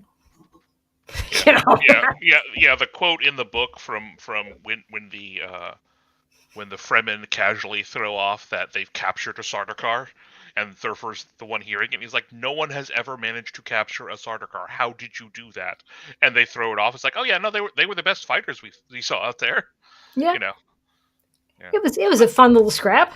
Yeah, I do like the lore tie-in because it's also it's because they don't in the book they don't go through the attack like they do in the movie. It's just sort of it's happening off screen and you're following um, Paul and Lady Jessica, but like the Harkonnen pull out like current real world artillery shells to attack, which are completely immune by shields, but you can't use shields on Dune. So that's one of the reasons the attack is so surprising and decisive. And so that's the bit where Thurfer's like, oh, we need to figure out what they're doing with these guns and stuff. And so the Fremen are like, yeah, we captured one of their sites, and that's how they got the Sardaukar. And Thurfer's just like, the one his comment in his head is like, if only we had been able to ally with these people, like it would have worked. The plan would have worked. It was Yeah. working. It was a matter of timing. We just didn't get Yeah. there fast enough. Yeah, exactly. Yeah. And that's my one criticism of the movie is that a few, but I did very much like it, but also I would have wished that they had done a little more to show the passage of time between them arriving on the planet and the attack. It's not a large amount of time, but it is some time. Yeah, well, and in the movie, it feels like the next day. they did condense things, obviously, because I mean, they have to. It's a Jessica movie. hadn't had the baby yet by the end. So, Yeah. but I think again, Villeneuve really focused on very specific things, and he cut out a lot, and he still.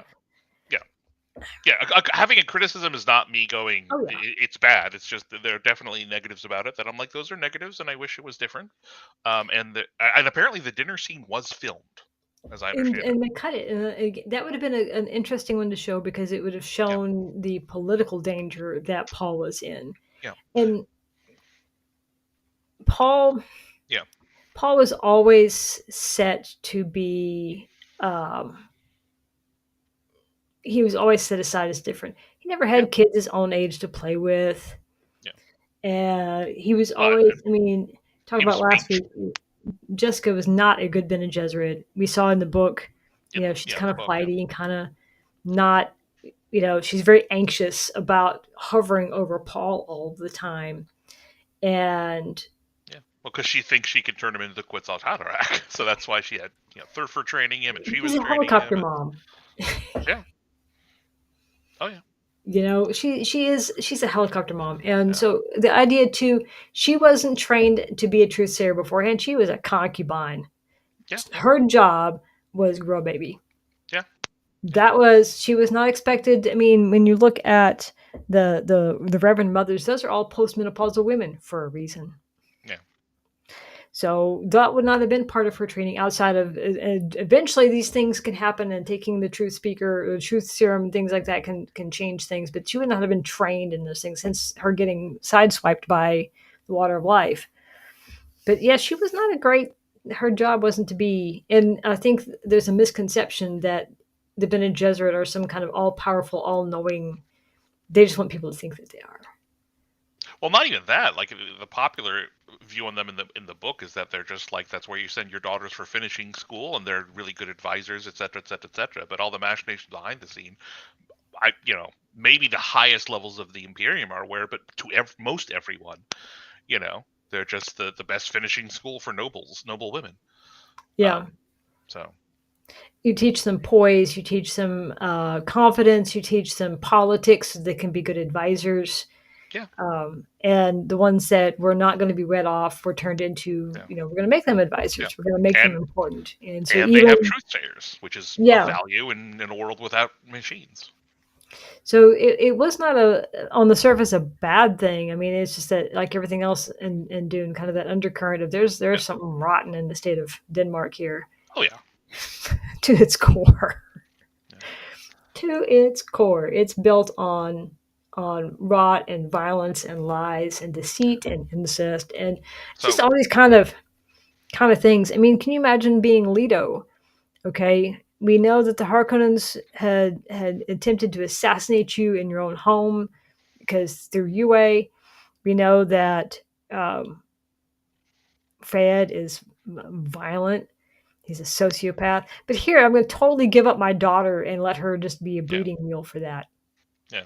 Well, the reason, ostensibly, the reason that would have happened was to have peace between the houses, and and all. But yeah, but also like a Jessica, obedient to the sisterhood, presumably would have had no small degree of ability to manipulate Leto to be okay with that, you know, and Yeah, and and for the so greater that's. good. Yeah, exactly. Well, and also remember, like the only reason it fails, because they both say they're weirdly drawn to each other in the game. The only reason it fails is that Fade goes over with the bullfighting, Yeah. and that's the only reason it doesn't happen. So if that one incident hadn't happened in the world of the game, the marriage would be on.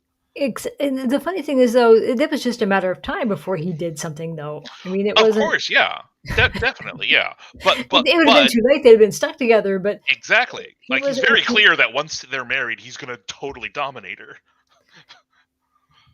Like in non-consensual ways, not the fun ways. But We already talked about Fayed earlier. yeah, exactly. But like, so when you meet him in game, he's quite clear that when the marriage had gone through, once he'd gotten the marriage done, he would have turned heel on her, and he was fine playing nice until then, and he thought he was playing nice with the bullfighting. So Do you think in this altered timeline, Atreides and Harkonnen have the forces left to challenge the Emperor if they were united? no, Mm, because they've been so weakened. The Emperor loves this situation. The two strongest houses, the richest house in the Imperium that's had billions saved up, and the house that was literally able to train Sardaukar, have been weakening themselves this entire war. The Emperor loves this. That's why he's put Fenring there to sort of be his eyes on the ground and keep it all going. yeah. Hence, we talked about the third faction for the Landsride. We don't need one right now because we have that going on, this balance between the houses on a low key level. And this came Yeah, up last week. The Atreides is losing. From a training point, they could outclass the Harkonnens, but they don't have the money yeah. And to also they keep up they an extended war. their force is in conventional force of arms, and a war of assassins is not conventional force of arms. Yeah.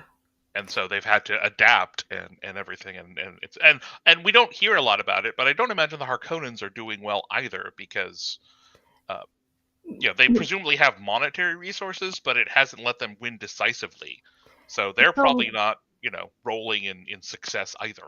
they're able to rebuild Carthage, which costs money. Yeah, But yeah, I mean, we know like Anton, we keep expecting to see him on. I need to see him in another arc where he has defected, where he has just left because he's headed up to here. But we also know that Harkonnens and Atreides both have had enough. The Sandflies have had enough.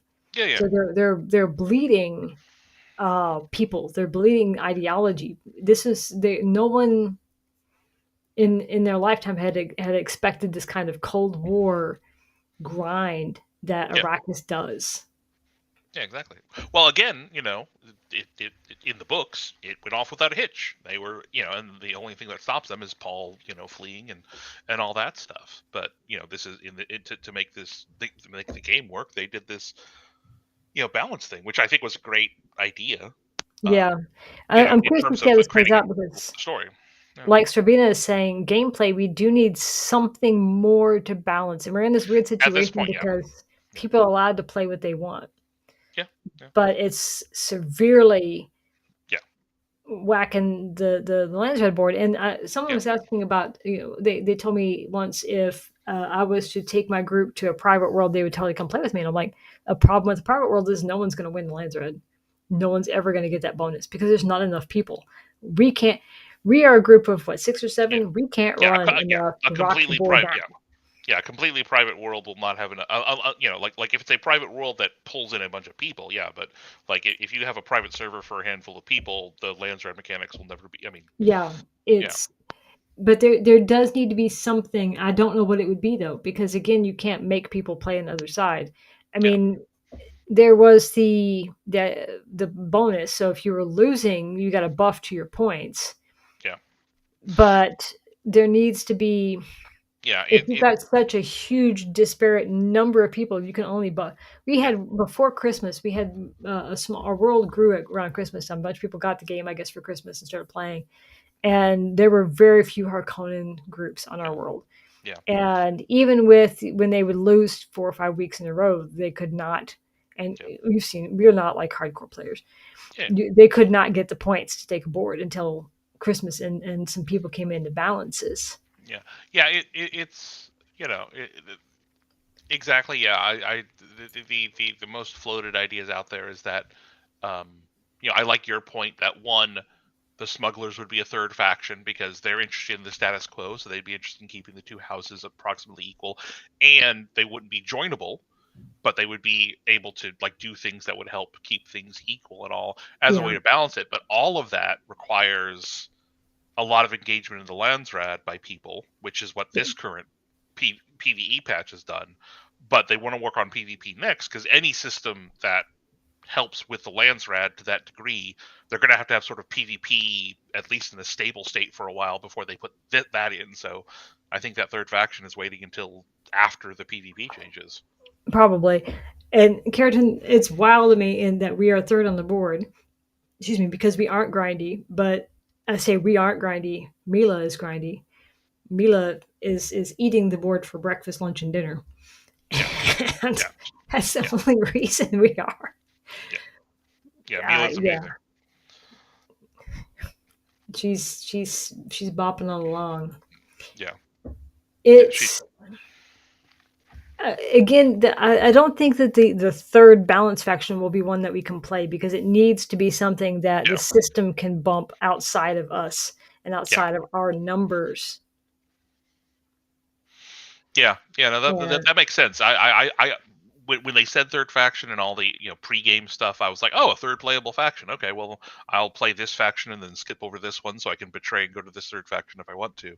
And the idea I first had for a third faction was the guild, because the Spacing Guild would love to keep this fighting happen because they're getting massive spice bribes from the Fremen, oh yeah, and they still are, and they know the Fremen still exist, and they would, and the guild would okay. yeah, Everybody knows where the Fremen are except for people who need to know where the Fremen are.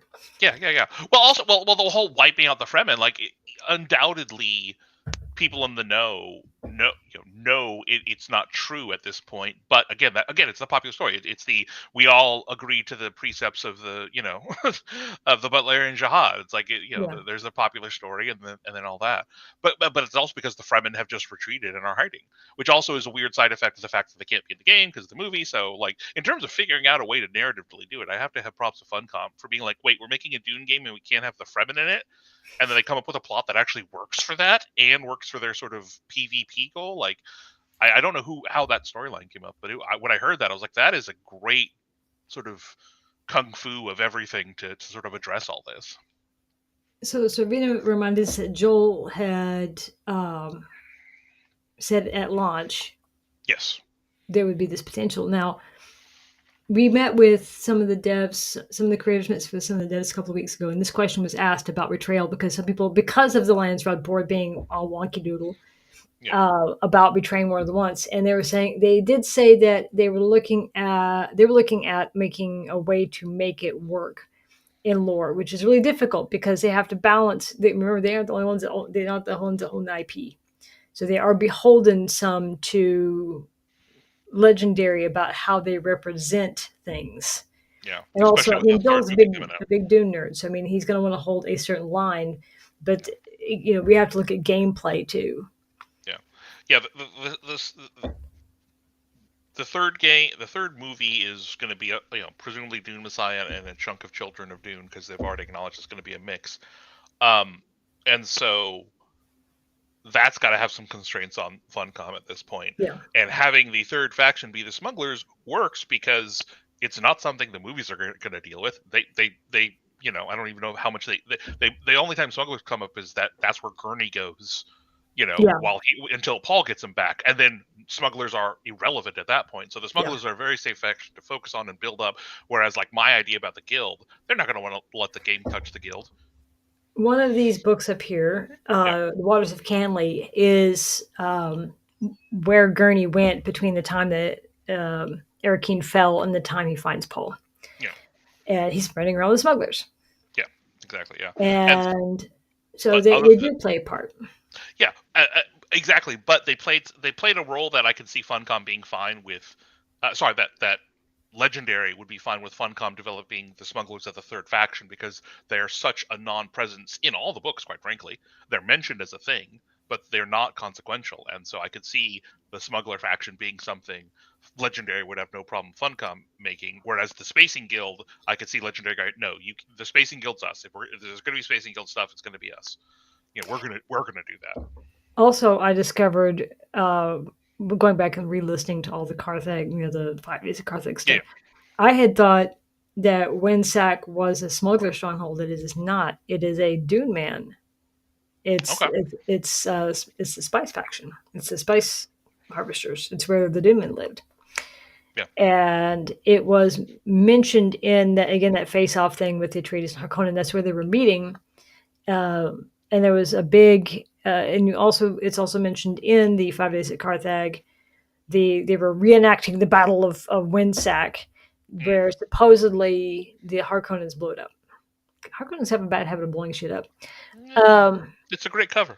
It is a great cover, and it was like some of these back and forth. They left it kind of open, whether they said they did it and they said they did that. So I mean, we don't know, but the implication that Winsack could still be around. We've seen the audio recordings where they Yeah. talk about Winsack, and they had in one of the early clips some video footage of NPCs walking through Winsack. So it's like, Yeah. did that just go away?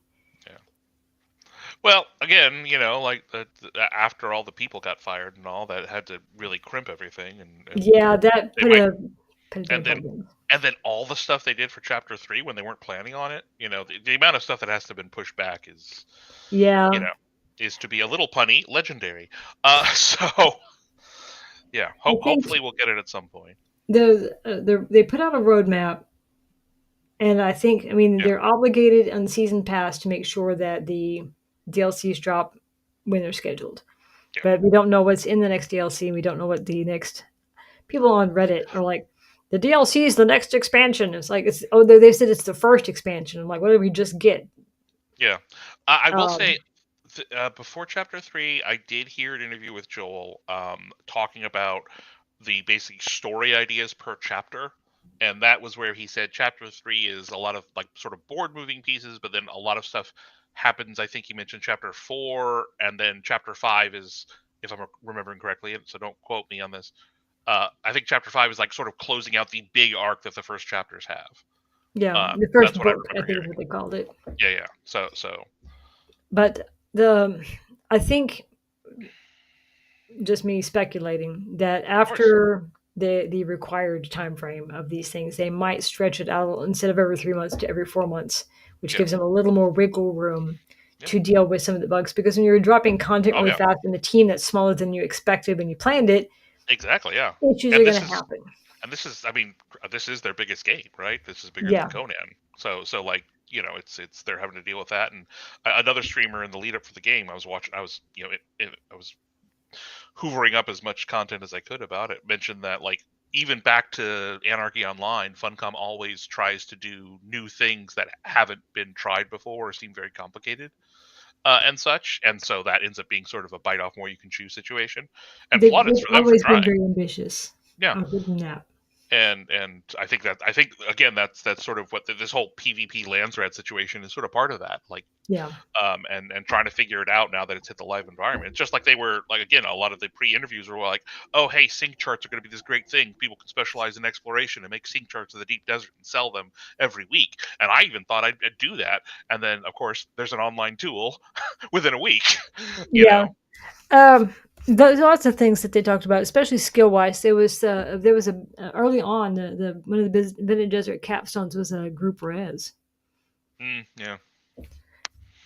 Yeah. The reason we're not seeing all of yours is, I'm seeing them because you were on. Yeah, we can see them, but if you were on YouTube, some are on Twitch and some are on YouTube, so it doesn't. You don't always get to see both of them at the same time, but the survival mechanics, we need more survival game. Once you get out of like the Vermilius Gap, there's no more survival aspect. I think Beast had responded to Sorvina and it didn't show because I think Beast was on YouTube. Let me look. Yeah, Beast was. We've got people on YouTube and on Twitch, so sometimes it can take a little moment. It's a hazard of the two channels. Anyway, but yeah, that's the Poison Spice arc comes from I think the two spicy stories of Okay. spice that was actually not necessarily maliciously poisoned but Yeah. misprocessed, Yeah. and the Attempts to. Talaxu spice, which Yeah. is not good. Yeah. So basically, in the Brian Herbert content, the stuff about bad spice is we're trying to recreate artificial spice and have made stuff that is bad. Very Whereas bad. it sounds like what's happening now is someone took spice to the Benny T. Ilex and they did something to it and it's come back and now it's doing this sort of disease destruction thing. But the question then would be why would someone deliberately poison that much spice? Yeah. Because it's dangerous. At one point in that story arc, Fenring comes back and he's sitting down with his wife, and she's like, "Oh yeah, she's gonna, a cup, some spice." She's like, "I got the spice," and she started to hand it to him. He's like, "Where did you get that?" And she's like, "Oh, it's stuff that you just brought back." And he's like, "Ah," and flips his shit, knocks it out of her hand because he's like, "Don't ever touch that," because he doesn't trust it. This is because he was like the Talaxi are making that there's something not right with that. Not that we don't want her to die horribly, but that's yeah. He did not react well to her having this spice, but the Talaxu have their uses. Like so people turn and look the other way when they need Yeah. their dad re brought back Yeah. from the dead. Oh yeah, no. I mean, yeah. That is a thing. Like when you first discover them, they talk about how people people want their their dead relatives and pets and stuff brought back, and Dead the and Bene dead. Telexiu will do it for free, and even if they don't have the memories, they still look like them because they can Well, artificially age them. if you take someone, this is where some of that mnemonic training is too. Yeah. That To Fear has. Yeah. Well, presumably Is both. De Veers has it too, so that people on that faction get the training too. So. But it's to reimplant things you don't know you know. Exactly. Yeah. Can I? Mila has read these books, and I'm really resisting talking about a certain mentat because in the start of Dune,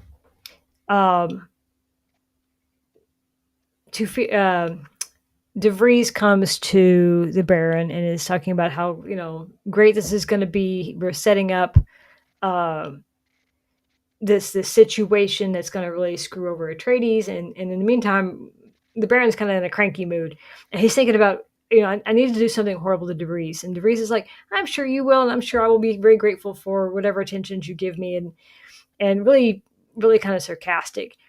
And the Baron is thinking, he's like, it doesn't matter what I do to him, he seems to like it. He seems to like whatever punishment I do to him. He is a twisted mentat. Well, De Vries likes it. De Vries is not stupid though. De Vries might be weird. He's definitely into it. But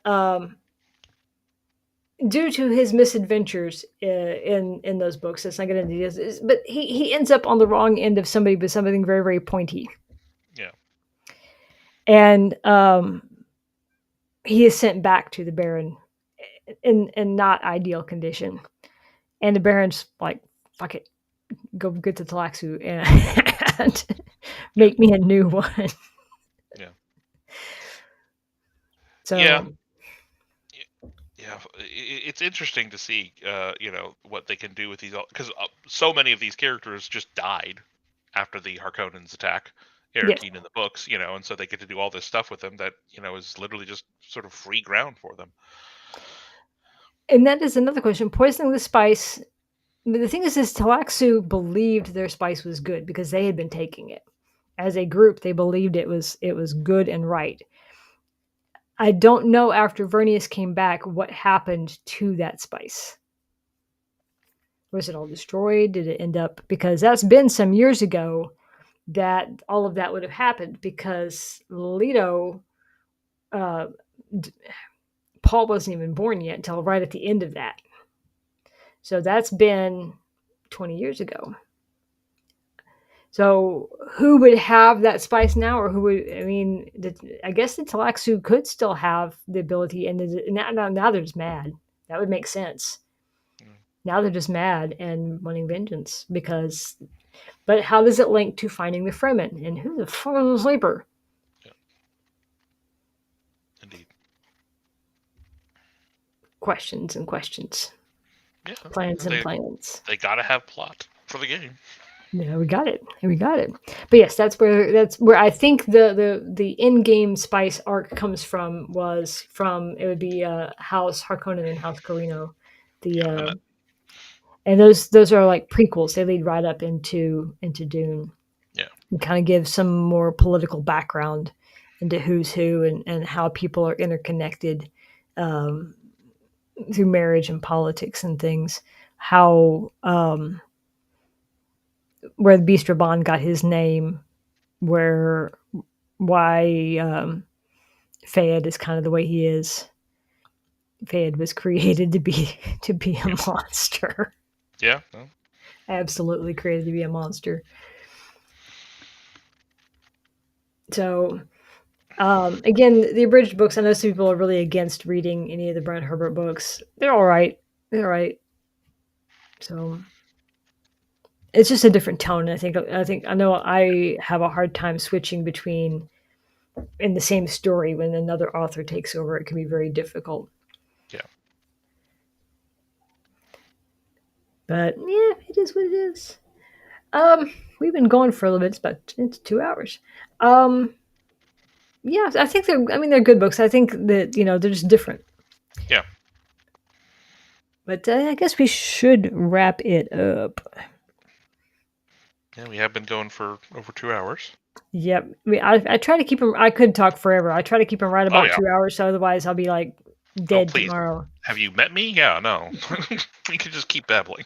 We could keep going, but this keeps it to a dull roar and gives us more stuff to talk about next time. So yeah, we need to think about next time. Did I cover everything in my notes? Poison spice being turned into melange has caused problems. I mean,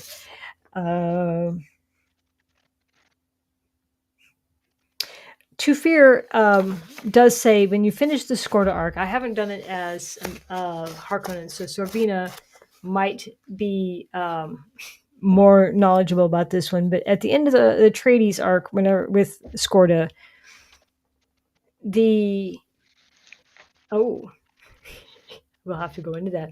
When you turn in the last bit for Skorda, Two Fear says that this is big. It goes all the way up. Yeah. There's big secrets. And he's like, if I don't know about it, it's a big secret. And so I'm going to guess DeVries says something similar about it being a really big secret and big and deep and a conspiracy on a scale that is bigger than Arrakis itself, which is quite big, despite what Ari says. She's like, oh, Arrakis is this small thing. Arrakis is the thing. Yeah. It is the thing in the universe. They kind of blow it off and go, no, it's the thing. Yep. That was the premise behind Frank Herbert writing it. So yeah, so like it's what I said, Ari is not a reliable narrator of the truth.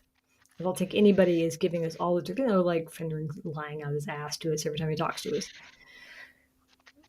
Ari's like, oh, he's so boring and dull. And Dad says he's dangerous, but blah. yeah. Well, he's dangerous in every possible way. In every possible way. Him and his wife are probably some of the most dangerous people around. Yeah. I'm honestly surprised that she's just standing there in one of the consulates and you can just go up and talk to her. I was just like, all right, sure. Yeah. We would be honored for people to come and hang out with us and nerd out in my Discord. I do Indeed. appreciate you sharing that link, Stravina.